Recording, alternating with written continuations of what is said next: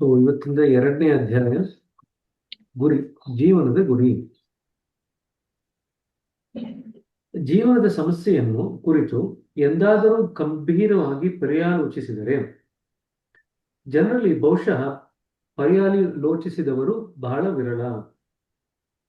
ಸಾಮಾನ್ಯವಾಗಿ ಅದನ್ನವರು ಸಂಕುಚಿತ ದೃಷ್ಟಿಯಿಂದ ಕಾಣುವರು. ಅಂದ್ರೆ ಯಾರಾದ್ರೂ ಕೂತ್ಕೊಂಡು ಜೀವನದ ಗುರಿ ಏನು ಅಂತ ಯೋಚನೆ ಮಾಡುವವರು ಬಹಳ ಕಡಿಮೆ ಜನ. ನಮ್ಮಲ್ಲಿ ಎಷ್ಟೋ ಜನ ಪೇಷಂಟ್ಗಳು ಬಂದಾಗ ಅವ್ರನ್ನ ಕೇಳ್ತೀವಿ, ಆಪರೇಷನ್ ಎಲ್ಲ ಮಾಡಿಸ್ಕೊಳ್ತೀರಿ, ಹುಷಾರಾಗ್ತೀರಿ, ಏನ್ ಮಾಡ್ಬೇಕಂತಿದ್ದೀರಿ ಜೀವನದಲ್ಲಿ ಅಂತ ಕೇಳ್ತೀವಿ. ಸಾಮಾನ್ಯವಾಗಿ ಏನು ಉತ್ತರ ಹೇಳ್ತಾರೆ ಅಂದ್ರೆ, ಏನ್ ಮಾಡೋದಿದೆ, ವಾಪಸ್ ಅದೇ ಸಂಸಾರಕ್ಕೆ ಹೋಗ್ತೀನಿ, ವಾಪಸ್ ಅದೇ ಕೆಲಸ ಮಾಡ್ತೀನಿ ಅಂತ ಹೇಳ್ತಾರೆ. ಅಂದ್ರೆ ಆ ಒಂದು ಹಂತದ ತೊಂದರೆ ಆಗಿದ್ರೂ ಸಹ ಅವ್ರು ಯಾರು ಕೂಡ ಆಳಕ್ಕೆ ಹೋಗಿ ಜೀವನದ ಗುರಿ ಬಗ್ಗೆ ಆಲೋಚನೆ ಮಾಡ್ಲಿಕ್ಕೆ ಹೋಗಲ್ಲ. ಸರಿನಾ? ನಾ ಎಷ್ಟೋ ಸತಿ ಹೇಳಿದ್ವಿ ಅವ್ರ ಪೇಷಂಟ್ಗಳಿಗೆ, ನೀವು ಎಲ್ಲಿವರೆಗೂ ನೀವು ಜೀವನದ ಗುರಿ ಏನು ಅಂತ ಯೋಚನೆ ಮಾಡಲು ಅಲ್ಲಿವರೆಗೂ ನಿಮ್ ಜೀವನ ಶುರುನೇ ಆಗಿಲ್ಲ ಅಂತ. ಯಾವತ್ತು ನಾವು ಜೀವನದ ಗುರಿ ಬಗ್ಗೆ ಚಿಂತೆ ಮಾಡ್ಲಿಕ್ಕೆ ಶುರು ಮಾಡ್ತೀವೋ ಆವತ್ತು ನಿಜವಾಗಿ ನಮ್ಗೆ ಹುಟ್ಟಿದಬ್ಬ. ಅಲ್ಲಿವರೆಗೂ ನಾವು ಹುಟ್ಟಿರ್ಬೋದು, ಹಲವಾರು ವರ್ಷಗಳಾಗಿರ್ಬೋದು, ಬದುಕಿರ್ಬೋದು, ಹಲವಾರು ಹುಟ್ಟಿದ ಹಬ್ಬಗಳು ಮುಗಿದೋಗಿರ್ಬೋದು, ಆದ್ರೆ ನಿಜವಾಗಿ ನಾವಿನ್ನೂ ಹುಟ್ಟಿಲ್ಲ. ನಾವು ಯಾವಾಗ ಹುಟ್ತೀವಿ ಅಂತಂದ್ರೆ, ಜೀವನದ ನಿಜವಾದ ಗುರಿ ಏನು ಅನ್ನೋ ಈ ಪ್ರಶ್ನೆ ನಮ್ಮನ್ನ ಕಾಡ್ಬೇಕು. ಯಾವಾಗ ಕಾಡ್ಲಿಕ್ಕೆ ಶುರು ಮಾಡುತ್ತೋ ಈ ಪ್ರಶ್ನೆನ ಸಾಲ್ವ್ ಮಾಡ್ಲಿಕ್ಕೋಸ್ಕರ ಜನ ಕಾಡಿಗೆ ಹೋಗ್ತಾ ಇದ್ರು. ಆ ಪ್ರಶ್ನೆ ಕಾಡ್ಬೇಕು ಅಂತ ಹೇಳಿದ್ರೆ ನಾಡು ಬಿಟ್ಟು ಕಾಡಿಗೆ ಹೋಗ್ತಾ ಇದ್ರು. ಆ ಕಾಡು ಬೇರೆ. ಸರಿನಾ? ಪ್ರತಿಯೊಬ್ಬ ಮನುಷ್ಯನ ಜೀವನದಲ್ಲಿ ಈ ಒಂದು ಮೂಲಭೂತವಾದಂತ ಪ್ರಶ್ನೆ ಯಾವುದೋ ಒಂದು ಹಂತದಲ್ಲಿ ಎಲ್ಲರನ್ನೂ ಕಾಡುತ್ತೆ. ಈ ಪ್ರಶ್ನೆ ಕಾಡದೇ ಇರತಕ್ಕಂತ ಮನುಷ್ಯನೇ ಇಲ್ಲ. ಆ ಪ್ರಶ್ನೆಗೆ ಅವರು ಎಷ್ಟು ಮಟ್ಟಿಗೆ ಉತ್ತರ ಹುಡುಕ್ಲಿಕ್ಕೆ ಹೋಗ್ತಾರೆ, ಎಷ್ಟು ಆಳಕ್ಕೆ ಉತ್ತರ ಹುಡುಕ ಹೋಗ್ತಾರೆ, ಅದು ಬೇರೆ ವಿಚಾರ. ಬಟ್ ಪ್ರತಿಯೊಬ್ಬ ಮನುಷ್ಯನೂ ಸಹ ಈ ಪ್ರಶ್ನೆ ಅವರ ಜೀವನದ ಯಾವುದೋ ಒಂದು ಘಟ್ಟದಲ್ಲಿ ಅವ್ರನ್ನ ಕಾಡುತ್ತೆ. ಕಾಡ್ತಿರ್ತಕ್ಕಂಥ ಮನುಷ್ಯನೇ ಇಲ್ಲ. ಈ ಪ್ರಶ್ನೆಗೆ ಉತ್ತರ ಹುಡುಕೊಳ್ಳಿಕ್ಕೆ ನೀವು ಕಾಡಿಗೆ ಹೋಗುವಂತ ಅಗತ್ಯ ಇಲ್ಲ. ನೀವು ನಾಡಿನಲ್ಲಿ ಇಟ್ಕೊಂಡೆ ಇದಕ್ಕೆ ಉತ್ತರ ಕಂಡಿಡ್ಕೋಬಹುದು. ಆದರೆ ಯಾವಾಗ ಇದಕ್ಕೆ ಉತ್ತರ ಕಂಡಿಡ್ಲಿಕ್ಕೆ ಸಾಧ್ಯವಾಗುತ್ತೆ? ಇದು ಮೂಲಭೂತ ಪ್ರಶ್ನೆ. ಈ ಒಂದು ಪ್ರಶ್ನೆಗೆ ನೀವು ಉತ್ತರ ಕೊಡ್ಲಿಕ್ಕೆ ಪ್ರಯತ್ನ ಪಡ್ತು ಅಂತಂದ್ರೆ ನಿಮ್ ಇಡೀ ಜೀವನ ಸಮಗ್ರವಾಗಿ ಬದಲಾವಣೆ ಆಗ್ಬಿಡುತ್ತೆ, ಪರಿಪೂರ್ಣವಾಗಿ ಬದಲಾವಣೆ ಆಗುತ್ತೆ. ನೀವು ಜೀವನನ ನೋಡ್ತಕ್ಕಂಥ ರೀತಿ, ಜೀವನದಲ್ಲಿ ಯಾವ ವಿಷಯಕ್ಕೆ ಪ್ರಾಮುಖ್ಯತೆ ಕೊಡ್ತೀರ ಅನ್ನೋದು ಎಲ್ಲ ಕೂಡ ಬದಲಾವಣೆ ಆಗ್ಬಿಡುತ್ತೆ. ಯಾವಾಗ ನಾವು ಈ ಮೂಲಭೂತವಾದಂತ ಪ್ರಶ್ನೆಯನ್ನ ಪರ್ಯಾಲೋಚನೆ ಮಾಡಿದ್ರೆ.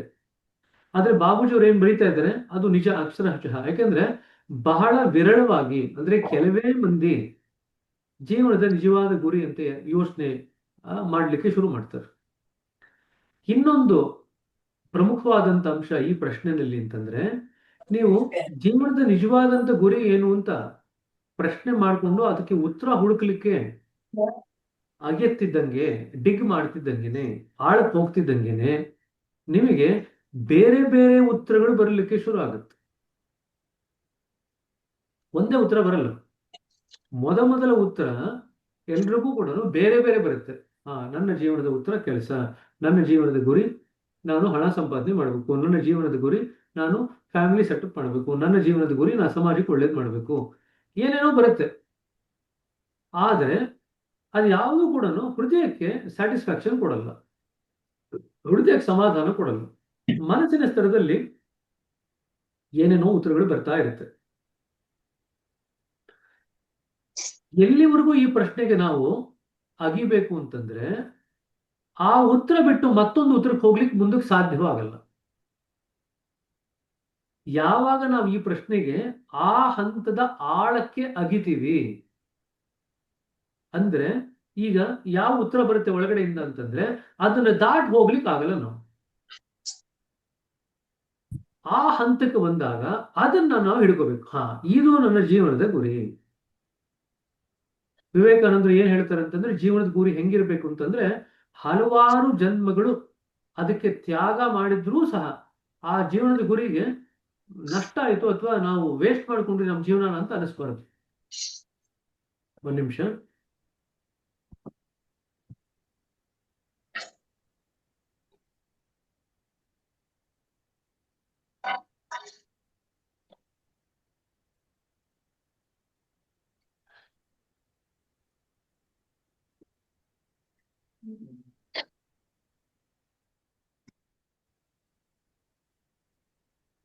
ಸದಾ ಕೇಳಿಸ್ತಿಲ್ಲ. ಸೊ ಜೀವನದ ಗುರಿ ಯಾವ್ದು ಇಟ್ಕೋಬೇಕಂತಂದ್ರೆ ಹಲವಾರು ಜನ್ಮಗಳನ್ನ ಆ ಒಂದು ಗುರಿಯ ಸಾಧನೆಗೆ ನಾವು ವ್ಯಯಿಸಿದ್ರೂ ಸಹ, ತ್ಯಾಗ ಮಾಡಿದ್ರೂ ಸಹ ಅದು ಯಾವುದೇ ನಷ್ಟ ನಮ್ಗೆ ಆಗಿಲ್ಲ ಅಂತ ಅನಿಸ್ಬೇಕು. ಅಂತ ಉತ್ಕೃಷ್ಟವಾದಂತ ಜೀವನದ ಗುರಿ ಇಟ್ಕೋಬೇಕು ಅಂತ ವಿವೇಕಾನಂದರು ಹೇಳ್ತಾರೆ. ಯಾವ ಗುರಿಗೆ ಹಲವಾರು ಜನ್ಮಗಳನ್ನ ಕೊಟ್ಟರೂ ಕೂಡ ಸಾಧನೆ ಮಾಡೋದ್ರಲ್ಲಿ ಒಳಿತಾಗತ್ತೆ ಅಂತ ಅನ್ಸುತ್ತೋ ಅಂತ ಗುರಿ ಇಟ್ಕೋಬೇಕು ಅಂತ ಹೇಳ್ತಾರೆ. ಅಂದ್ರೆ ಗುರಿ ಜನ್ಮಾತೀತವಾಗಿರ್ತಕ್ಕಂಥ ಗುರಿ ಇಟ್ಕೋಬೇಕು.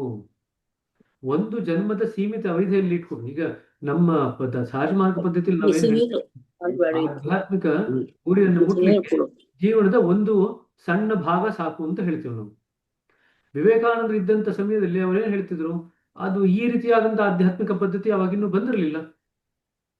ಅವ್ರೇನ್ ಹೇಳೋರು, ಹಲವಾರು ಜನ್ಮಗಳನ್ನ ವ್ಯಯ ಮಾಡಿದ್ರು ಕೂಡ ಈ ಗುರಿ ಸಾಧನೆ ಮಾಡ್ಲಿಕ್ಕೆ ನಮ್ಗೇನು ನಷ್ಟ ಆಗಿಲ್ಲ ಅಂತ ಅನಿಸ್ಬೇಕು, ಅಂತಹ ಗುರಿ ಇಟ್ಕೋಬೇಕು ಅಂತ ಹೇಳ್ತಾರೆ.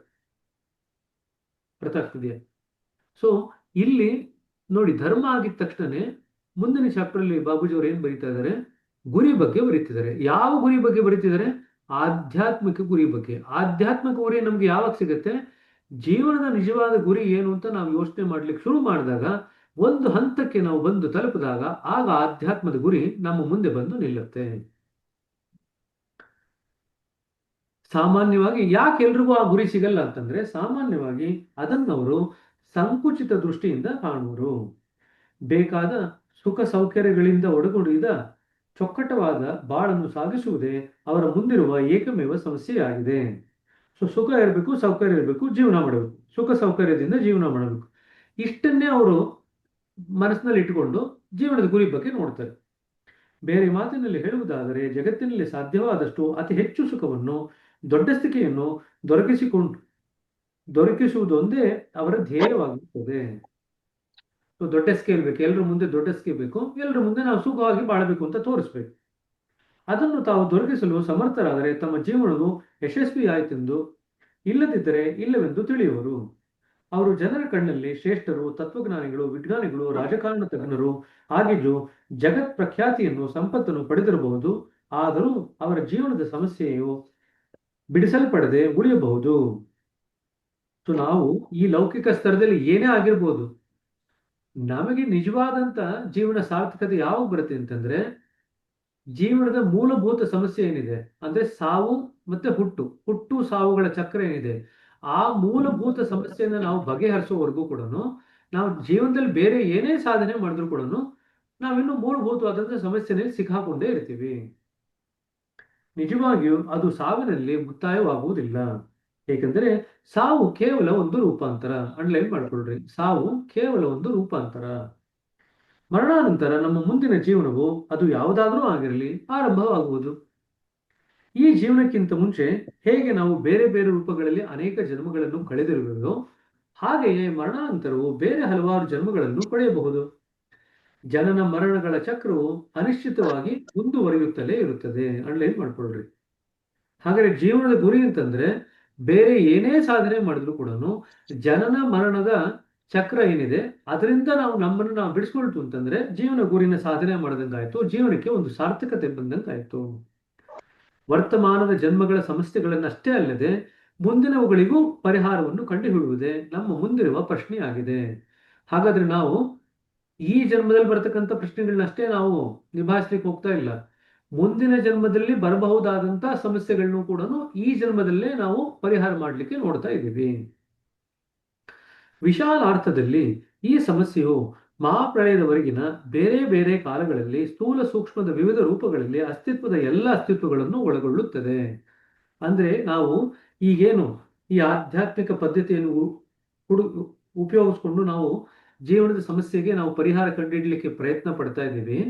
ಇದು ಮಹಾಪ್ರಳಯದವರೆಗೆ ನಾವು ಈ ಸಮಸ್ಯೆಗೆ ಇವಾಗ ಕಂಡುಹಿಡಲಿಲ್ಲ ಅಂತಂದ್ರೆ ಮಹಾಪ್ರಳಯದವರೆಗೂ ಕೂಡ ಬೇರೆ ಬೇರೆ ಸೂಕ್ಷ್ಮ ಸ್ಥೂಲ ರೂಪಗಳಲ್ಲಿ ನಾವು ಏನ್ ಜನ್ಮ ತಾಳ್ತೀವಲ್ಲ ಅದನ್ನೆಲ್ಲ ಸಮಸ್ಯೆನೂ ಹಾಗೆ ಉಳಿಸುತ್ತೆ. ಹಾಗಾದ್ರೆ ನಾವು ಈ ಜನ್ಮದಲ್ಲಿ ಸಮಸ್ಯೆಗೆ ಪರಿಹಾರ ಕಂಡುಹಿಡ್ಕೊಂಡಿದ್ದೇ ಆಯ್ತು ಅಂತಂದ್ರೆ ಮಹಾಪ್ರಳಯದವರೆಗಿನ ನಮ್ಮ ಸಮಸ್ಯೆ ಏನಿದೆ ಅವೆಲ್ಲವನ್ನೂ ನಾವು ಪ್ರಶ್ನೆಯಿಂದ ನಮ್ಮ ಮನಸ್ಸಿನಿಂದ ಅದಕ್ಕೊಂದು ಉತ್ತರ ಕಂಡುಹಿಡ್ಕೊಂಡು ಆ ಪ್ರಶ್ನೆನ ಮೂಲಭೂತವಾಗಿ ಕಿತ್ತಾಕ್ದಂಗೆ ಆಗುತ್ತೆ, ಸಾಲ್ವ್ ಮಾಡ್ದಂಗೆ ಆಗುತ್ತೆ. ಈ ಜನ್ಮದಲ್ಲಿ ನಾವು ಪರಿಹಾರ ಕಂಡುಕೊಂಡ್ರೆ ಪ್ರತಿ ಜನ್ಮದಲ್ಲಿ ಬರ್ತಕ್ಕಂಥ ಎಲ್ಲ ಸಮಸ್ಯೆಗಳಿಗೂ ಕೂಡ ನಾವು ಪರಿಹಾರ ಕಂಡುಕೊಂಡಂಗೆನೆ. ಎಲ್ಲಿವರೆಗೂ? ಮಹಾಪ್ರಳಯವರೆಗೂ. ಜನನ ಮರಗಳ ಪ್ರಶ್ನೆಯನ್ನು ಕುರಿತು ಬೇರೆ ಬೇರೆ ಮತಾನುಯಾಯಿಗಳಲ್ಲಿ ಅಭಿಪ್ರಾಯ ಭೇದಗಳಿರಬಹುದು. ಆದರೆ ಶಾಸ್ತ್ರಗಳ ಕೇವಲ ತಾತ್ವಿಕ ಜ್ಞಾನವು ಈ ಪ್ರಶ್ನೆಯನ್ನು ಬಿಡಿಸಲಾರದೆಂದು ನಿಶ್ಚಿತ. ಸೊ ಈ ಜನನ ಮರಣದ ಪ್ರಶ್ನೆಯನ್ನ ನೀವೇನಾದ್ರೂ ಶಾಸ್ತ್ರಗಳ ತತ್ವದ ಆಧಾರದ ಮೇಲೆ ನೀವು ಬಿಡಿಸ್ಲಿಕ್ಕೆ ಹೋಯ್ತು ಅಂತಂದ್ರೆ ಅದನ್ನ ಬಿಡಿಸ್ಲಿಕ್ಕೆ ಸಾಧ್ಯವಾಗಲ್ಲ. ಇದಕ್ಕಾಗಿ ಆಧ್ಯಾತ್ಮಿಕ ಕ್ಷೇತ್ರದಲ್ಲಿ ಪ್ರತ್ಯಕ್ಷ ಅನುಭವದ ಅಗತ್ಯವಿದೆ. ಅಂಡರ್ಲೈನ್ ಮಾಡ್ಕೊಳ್ರಿ. ಜನನ ಮರಣದ ಪ್ರಶ್ನೆಯನ್ನು ನಾವು ಸಾಲ್ವ್ ಮಾಡಬೇಕಾದ್ರೆ, ಬಿಡಿಸ್ಬೇಕಾದ್ರೆ, ಪರಿಹಾರ ಕಂಡುಕೋಬೇಕಾದ್ರೆ ಆಧ್ಯಾತ್ಮಿಕ ಕ್ಷೇತ್ರದಲ್ಲಿ ಪ್ರತ್ಯಕ್ಷ ಅನುಭವ ಪಡ್ಕೊಂಡಿರತಕ್ಕಂಥದ್ದು ಅನುಭವ ಇದೆ, ಅಗತ್ಯವಿದೆ. ಸೂಕ್ಷ್ಮತಮ ಅನುಭವ ಶಕ್ತಿಯನ್ನು ಹೊಂದಿ ಅಮುಷ್ಮಿಕ ಜೀವನದ ನಿಜಸ್ಥಿತಿಯನ್ನು ತಾನು ಅನುಭವಿಸಿದರೆ ಆ ಪ್ರಶ್ನೆಯೇ ಮುಗಿದಂತಾಗುವುದು. ಪರಿಹಾರ ಹೇಳ್ತಾ ಇದ್ದಾರೆ ಇವಾಗ. ಸೂಕ್ಷ್ಮತೆಯನ್ನು ಬೆಳೆಸ್ಕೊಂಡು, ಸೂಕ್ಷ್ಮವಾದಂತ ಅನುಭವ ಶಕ್ತಿಯನ್ನು ಬೆಳೆಸ್ಕೊಂಡು, ಆ ನಿಜವಾದಂತ ಅಮುಷ್ಮಿಕ ಅಂತಂದ್ರೆ ಶಾಶ್ವತವಾದಂತ ಜೀವನದಲ್ಲಿ, ನಿಜವಾದಂತ ಜೀವನದಲ್ಲಿ ಯಾರು ನೆಲೆ ನಿಂತಿರ್ತಾರೋ ಅವಾಗ ಮಾತ್ರನೇ ಈ ಪ್ರಶ್ನೆಗೆ ಒಂದು ಶಾಶ್ವತವಾದಂತ ಪರಿಹಾರನ ಕಂಡುಹಿಡಲಿಕ್ಕೆ ಆಗುತ್ತೆ.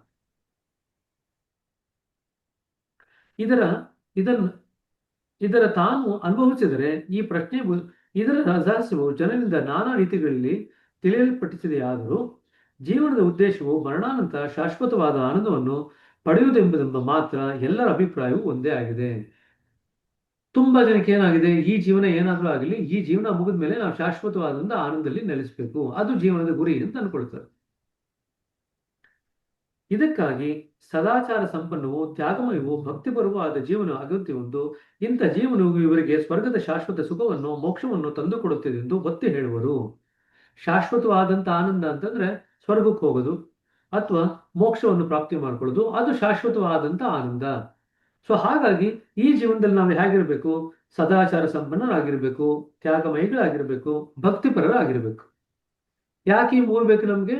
ನಮಗೆ ಮುಕ್ತಿ ಬೇಕು ಅಥವಾ ನಾವು ಸ್ವರ್ಗಕ್ಕೆ ಹೋಗ್ಬೇಕು. ಯಾಕದು ಸ್ವರ್ಗ ಅಥವಾ ಮುಕ್ತಿ ಬೇಕು? ಶಾಶ್ವತವಾದಂತ ಆನಂದ ಬೇಕು. ಇಷ್ಟೇ ನಾವು ನಮ್ಮ ಮನಸ್ಸಲ್ಲಿ ಇಟ್ಕೊಂಡು ಅದ್ರ ಬಗ್ಗೆ ಆಲೋಚನೆ ಮಾಡ್ತೀರಿ. ಆದರೆ ಇದು ಸಮಸ್ಯೆಯ ಪರಿಸಮಾಪ್ತಿ ಅಲ್ಲ. ಇದೂ ಕೂಡ ಸಂಕುಚಿತ ದೃಷ್ಟಿ ಆಯ್ತು ಅಂತ ಹೇಳ್ತಾರೆ. ನಾವು ಈ ಜನ್ಮದಲ್ಲಿ ಒಳ್ಳೆಯವರಾಗಿರ್ಬೇಕು, ಸದಾಚಾರದಿಂದ ಕೂಡಿರ್ಬೇಕು, ನಾವು ಭಕ್ತಿ ಪರವಶರಾಗಿರ್ಬೇಕು, ಬೇರೆಯವ್ರಿಗೋಸ್ಕರ ತ್ಯಾಗ ಮಾಡ್ಲಿಕ್ಕೆ ರೆಡಿ ಇರಬೇಕು. ಇದೆಲ್ಲ ಯಾಕೆ ಮಾಡ್ಬೇಕು ಅಂತಂದ್ರೆ ನಮಗೆ ಸ್ವರ್ಗ ಸಿಗತ್ತೆ ಅಥವಾ ನಮಗೆ ಮುಕ್ತಿ ಸಿಗತ್ತೆ ಅಂತ. ಆದ್ರೆ ಬಾಬೂಜಿಯವ್ರು ಏನ್ ಹೇಳ್ತಿದ್ದಾರೆ, ಈ ರೀತಿಯಾದಂತ ಇದು ಬೇರೆ ದೃಷ್ಟಿ ಕಂಪೇರ್ ಮಾಡ್ತು ಅಂತಂದ್ರೆ ಈ ಜನ್ಮದಲ್ಲಿ ನಾವು ಸುಖವಾಗಿರ್ಬೇಕು, ಸಂತೋಷವಾಗಿರ್ಬೇಕು, ಅದಕ್ಕೆ ಏನ್ ಮಾಡ್ಬೇಕು ಅಷ್ಟು ಮಾಡಿದ್ರೆ ಸಾಕು. ಇದು ತುಂಬಾ ಸಂಕುಚಿತ ದೃಷ್ಟಿ ಆಯ್ತು. ಎರಡನೇ ದೃಷ್ಟಿಕೋನದಲ್ಲಿ ತಗೊಂಡಾಗ ಮುಂದಿನ ಜನ್ಮದಲ್ಲಿ ನಮಗೆ ಶಾಶ್ವತವಾದಂತ ಆನಂದ ಬರಬೇಕು, ಸ್ವರ್ಗದಲ್ಲಿರ್ಬೋದು, ಮೋಕ್ಷದಲ್ಲಿರ್ಬೋದು, ನಮಗೆ ಶಾಶ್ವತವಾದಂತ ಆನಂದ ಬರಬೇಕು. ಆ ಕಾರಣಕ್ಕೋಸ್ಕರ ನಾವು ಒಳ್ಳೆಯವರಾಗಿರ್ಬೇಕು. ಇದು ಸ್ವಲ್ಪ ಮಟ್ಟಿಗೆ ವಿಚಾರ ಆದ್ರೂ ಕೂಡ ಇದು ಸಮಸ್ಯೆಯ ಶಾಶ್ವತ ಪರಿಹಾರ ಅಲ್ಲ ಅಂತ ಹೇಳ್ತಾ ಇದ್ದಾರೆ.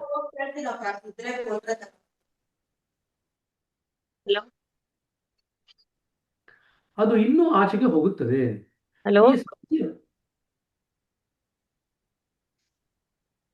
ಈ ಸಮಸ್ಯೆಯ ಪರಿಹಾರವನ್ನು ಹುಡುಕಲು ನಾವೀಗ ನಮ್ಮ ಅಸ್ತಿತ್ವದ ಆರಂಭ ಕಾಲದತ್ತ ನೋಡಬೇಕಾಗುತ್ತದೆ. ಹಾಗಾದ್ರೆ ಈ ಸಮಸ್ಯೆಗೆ ಪರಿಹಾರ ಕಂಡುಹಿಡಿಯೋದಾದ್ರೂ ಹೇಗೆ? ಅದಕ್ಕೊಂದು ಕ್ಲೂ ಕೊಡ್ತಾ ಇದ್ದಾರೆ, ಒಂದು ಕುರುಹು ಕೊಡ್ತಾ ಇದ್ದಾರೆ. ಏನ್ ಹೇಳ್ತಾ ಇದ್ದಾರೆ ಅವರು? ಆರಂಭದಲ್ಲಿ ನಾವೇ ಹೇಗಿದ್ವಿ ಅದರ ಕಡೆಗೆ ನಮ್ಮ ಚಿತ್ತ ಹರಿಸಿದ್ರೆ, ನಮ್ಮ ಮನಸ್ಸನ್ನು ಹರಿಸಿದ್ರೆ ಈ ಸಮಸ್ಯೆಗೆ ಪರಿಹಾರ ಸಿಗಬಹುದೇನೋ? ನಾವು ಈ ಎರಡು ದೃಷ್ಟಿಕೋನ ಏನಿದೆ, ಈ ಜೀವನದಲ್ಲಿ ಅಷ್ಟೇ ಸುಖವಾಗಿರ್ಬೇಕು, ಸಂತೋಷವಾಗಿರ್ಬೇಕು, ಮುಂದಿನ ಜನ್ಮದಲ್ಲಿ ನಾವು ಸ್ವರ್ಗ ಪ್ರಾಪ್ತಿ ಮಾಡ್ಕೋಬೇಕು ಅಥವಾ ನಾವು ಮುಕ್ತಿ ಗಳಿಸ್ಕೋಬೇಕು, ಈ ಎರಡೂ ದೃಷ್ಟಿಕೋನಗಳು ಇಟ್ಕೊಂಡ್ರೆ ನಮಗೆ ಈ ಜೀವನ್ ಮರಣದ ಚಕ್ರದ ಒಂದು ಸಮಸ್ಯೆ ಏನಿದೆ ಅದು ಪರಿಹಾರ ಸಿಗಲ್ಲ. ಹಾಗಾದ್ರೆ ಇದಕ್ಕೆ ಪರಿಹಾರ ಸಿಗ್ಬೇಕಾದ್ರೆ ಏನ್ ಮಾಡಬೇಕು? ನಾವು ಆರಂಭದಲ್ಲಿ ಹೇಗಿದ್ದೀವೋ ಅದರ ಕಡೆಗೆ ನಮ್ಮ ಮನಸ್ಸಿನ ದೃಷ್ಟಿಯನ್ನು ಹರಿಸ್ಬೇಕು ಅಂತ ಹೇಳ್ತಾರೆ. ಹಾಗಾದ್ರೆ ಆರಂಭದಲ್ಲಿ ಹೇಗಿದ್ವಿ, ಈಗ ಹೇಗಿದ್ವಿ ಅದರ ಬಗ್ಗೆ ಒಂಚೂರು ವಿವರಣೆ ಕೊಡ್ತಾರೆ.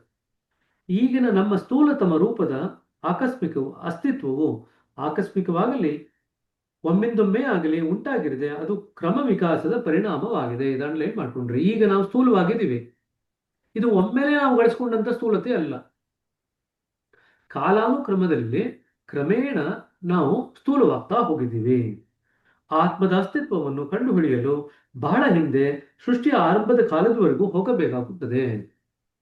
ಹಾಗಾದ್ರೆ ಆತ್ಮದ ಅಸ್ತಿತ್ವಕ್ಕೆ ನಾವು ಏನಾದ್ರು ಯೋಚನೆ ಮಾಡ್ಬೇಕಂತಂದ್ರೆ, ಅದನ್ನ ಕಂಡುಹಿಡಿಬೇಕಂತಂದ್ರೆ ಸೃಷ್ಟಿಯ ಆರಂಭಕ್ಕೆ ಹೋಗ್ಬೇಕು. ಆವಾಗ ಆತ್ಮದ ಅಸ್ತಿತ್ವ ನಮಗೆ ಸಿಗತ್ತೆ. ಅದಕ್ಕಿಂತ ಕೆಳಗಡೆ ನಾವು ನೋಡ್ತು ಅಂತಂದ್ರೆ ನಮ್ಗೆ ಆತ್ಮದ ಅಸ್ತಿತ್ವ ಸಿಗಲ್ಲ. ಆಗ ಆತ್ಮವು ಹೇಗಿತ್ತು? ತನ್ನ ನೈಜ ಸ್ಥಿತಿಯಲ್ಲಿ ಪ್ರತ್ಯೇಕ ಸತ್ತೆಯಾಗಿದ್ದಿತು. ಆರಂಭದ ಕಾಲದಲ್ಲಿ ಆತ್ಮ ಹೇಗಿತ್ತಿದ್ದು? ತನ್ನದೇ ಆದಂತ ಅಸ್ತಿತ್ವ ಇಟ್ಕೊಂಡು ಪ್ರತ್ಯೇಕವಾದಂತ ಸತ್ಯ ಅಂತಂದ್ರೆ ಅಸ್ತಿತ್ವದಲ್ಲಿತ್ತು. ಸತ್ವ, ಸತ್ಯ ಅಂತಂದ್ರೆ ಸತ್ವವನ್ನು ಒಳಗೊಂಡಿತ್ತು, ಆತ್ಮದ ಸತ್ವವನ್ನು ಒಳಗೊಂಡಿತ್ತು. ಆತ್ಮದ ಅಸ್ತಿತ್ವದ ಅತಿ ಸೂಕ್ಷ್ಮವಾದ ಮೂಲ ಸ್ಥಿತಿಯಿಂದ ನಾವು ಬರಬರುತ್ತಾ ಸ್ಥೂಲ ರೂಪದ ಕಡೆಗೆ ಹೊರಟೆವು. ಹುಟ್ಟಿದಾಗ ನಾವು ಹೇಗಿದ್ವಿ? ಆತ್ಮದ ಸ್ತರದಲ್ಲಿ ನಾವು ಹುಟ್ಟಿದಾಗ ಅತ್ಯಂತ ಪವಿತ್ರವೂ ಅತ್ಯಂತ ಸೂಕ್ಷ್ಮವೂ ಆಗಿದ್ದೀವಿ. ನಾವು ಆತ್ಮದ ಸತ್ವವನ್ನು ಇಟ್ಟುಕೊಂಡು ನಾವು ಹುಟ್ಟಿದ್ವಿ. ಆದರೆ ಕಾಲಕ್ರಮೇಣದಲ್ಲಿ ನಾವು ಬರಬರುತ್ತಾ ಸ್ಥೂಲ ರೂಪವನ್ನು ಪಡ್ಕೊಳ್ತಾ ಹೋದ್ವಿ. ಇವುಗಳನ್ನು ನಾವು ಆತ್ಮದ ಸುತ್ತಲಿನ ಆವರಣಗಳೆಂದು ಹೇಳಬಹುದು. ಆ ಸ್ಥೂಲತೆಯನ್ನು ನಮಗೆ ಯಾವುದು ಜಾಸ್ತಿ ಮಾಡುದು? ಆತ್ಮದ ಸುತ್ತಲಿನ ಆವರಣಗಳು. ಆತ್ಮ ಹುಟ್ಟಿದಾಗ ಹೇಗಿತ್ತು? ಅತ್ಯಂತ ಸೂಕ್ಷ್ಮವಾಗಿತ್ತು, ಆತ್ಮದ ಸತ್ವದಿಂದ ಕೂಡಿತ್ತು. ಆತ್ಮದ ಸತ್ವದಲ್ಲಿ ಏನಿತ್ತು? ಪರಮಾತ್ಮ ತತ್ವವೇ ಇತ್ತು. ಅದರಲ್ಲಿ ಪರಮಾತ್ಮನ ಸತ್ವೇ ಆತ್ಮದಲ್ಲೂ ಇರಿದಿದ್ದು. ಹಾಗಾದ್ರೆ ಆ ರೂಪದಿಂದ ನಾವು ಈ ರೂಪಕ್ಕೆ ಇಳಿಬೇಕಾಯ್ತು ಅಂತಂದ್ರೆ ಏನಾಯ್ತು? ಸ್ಥೂಲತೆ ಬೆಳೆಸ್ಕೊಳ್ತಾ ಹೋದ್ವಿ. ಸ್ಥೂಲತೆ ಒಮ್ಮೆಲೆ ಬರಲಿಲ್ಲ, ಕ್ರಮೇಣ ಬರ್ತಾ ಹೋಯ್ತು. ಒಂದೊಂದೇ ಆವರಣ ಆಗ್ತಾ ಆಗ್ತಾ ಅದು ಆತ್ಮದ ಸುತ್ತ ಹಿಡಿಲಿಕ್ಕೆ ಶುರು ಆಯ್ತು. ಆ ಆತ್ಮದ ಸುತ್ತ ಆವರಣಗಳು ಜಾಸ್ತಿ ಆಗ್ತದಂಗೆನೆ ನಾವು ಸ್ಥೂಲತೆ ಜಾಸ್ತಿ ಆಗ್ತಾ ಹೋಯ್ತು. ತೀರಾ ಪ್ರಾರಂಭದ ಆವರಣಗಳು ಬಹು ಸೂಕ್ಷ್ಮ ರೂಪವಾಗಿದ್ದು ಅವುಗಳೊಂದಿಗೆ ನಾವು ಸ್ವದೇಶದಲ್ಲಿ ಅಂದ್ರೆ ಭಗವಂತನ ರಾಜ್ಯದಲ್ಲಿ ಇದ್ದೆವು, ವಾಸವಾಗಿದ್ದೆವು. ಮೊದಲ ಕೆಲವು ಆವರಣಗಳಿದೆಯಲ್ಲ, ಸೆಂಟ್ರಲ್ ರೀಜನ್ ಅಲ್ಲಿ 3 ಆವರಣಗಳು ಬರುತ್ತೆ. ಮೊದಲು ನಾವು ಆವರಣ ಇದ್ರೂ ಕೂಡ ಭಗವಂತನ ಹತ್ರನೇ ಇದ್ವಿ. ಮೊದಲು ಆವರಣ ಇರಲಿಲ್ಲ. ಮೊದಲು ಆವರಣ ಸೃಷ್ಟಿ ಮಾಡ್ಕೊಂಡು ಅಂತ ಇಟ್ಕೊಳ್ರಿ. ಆ ಸೂಕ್ಷ್ಮ ಆವರಣಗಳು ಇಟ್ಕೊಂಡು ಭಗವಂತನ ರಾಜ್ಯದಲ್ಲೇ ಇದ್ವಿ. ನಾವು ಇನ್ನೆಲ್ಲೂ ಇರಲಿಲ್ಲ ಹೊರಗಡೆ. ಹಾಗಾದ್ರೆ ಭಗವಂತನ ರಾಜ್ಯದಲ್ಲಿ ಇದ್ದಾಗ ಯಾವ ರೀತಿಯಾದಂತಹ ಆವರಣಗಳಿತ್ತು ಅಂತ ಯಾರಾದ್ರೂ ಕೇಳುತ್ತೆ ಅಂತಂದ್ರೆ 3 ಆವರಣಗಳಿತ್ತು. ಆ ಸ್ತರದಲ್ಲಿ 3 ಸೂಕ್ಷ್ಮತಮ ಆವರಣಗಳಿತ್ತು. ಯಾವ್ಯಾವ್ದದು? ಮೊದಲನೇದು ನಾನು ಭಗವಂತನಿಂದ ಬೇರ್ಪಟ್ಟಿದ್ದೀನಿ ಅನ್ನೋ ಆವರಣ. ಅದು ಮೊದಲನೇ ಆವರಣ. ಆ ಒಂದು ಭಾವ ಬರ್ತಿದ್ದಂಗೆನೆ, ಅದನ್ನ ಆವರಣ ಅಂತ ಕೇಳೋದಕ್ಕಿಂತ ಭಾವ ಅಂತ ಇಟ್ಕೊಳ್ರಿ. ಆ ಭಾವ ಬರ್ತಿದ್ದಂಗೆನೆ ನಮಗೆ ಭಯ ಆಗ್ಲಿಕ್ಕೆ ಶುರು ಆಗುತ್ತೆ. ಅದಕ್ಕೆ ನಾವು ಭಯನ ಮೊದಲ ಆವರಣ ಅಥವಾ ಮೊದಲ ಸಂಸ್ಕಾರ ಅಂತ ಕರಿತೀವಿ.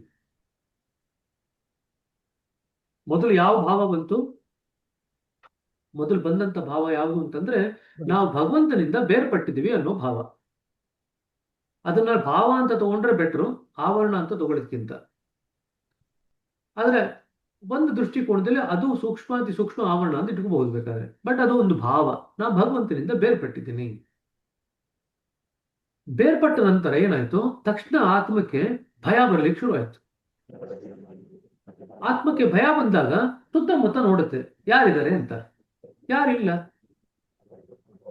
ಯಾರಿಲ್ಲ ಅಂತ ನೋಡಿದಾಗ ಅದಕ್ಕೆ ಭಯ ಕಡಿಮೆ ಆಯ್ತು. ಈಗಲೂ ಆಗತ್ತೆ ನಮ್ಗೆ.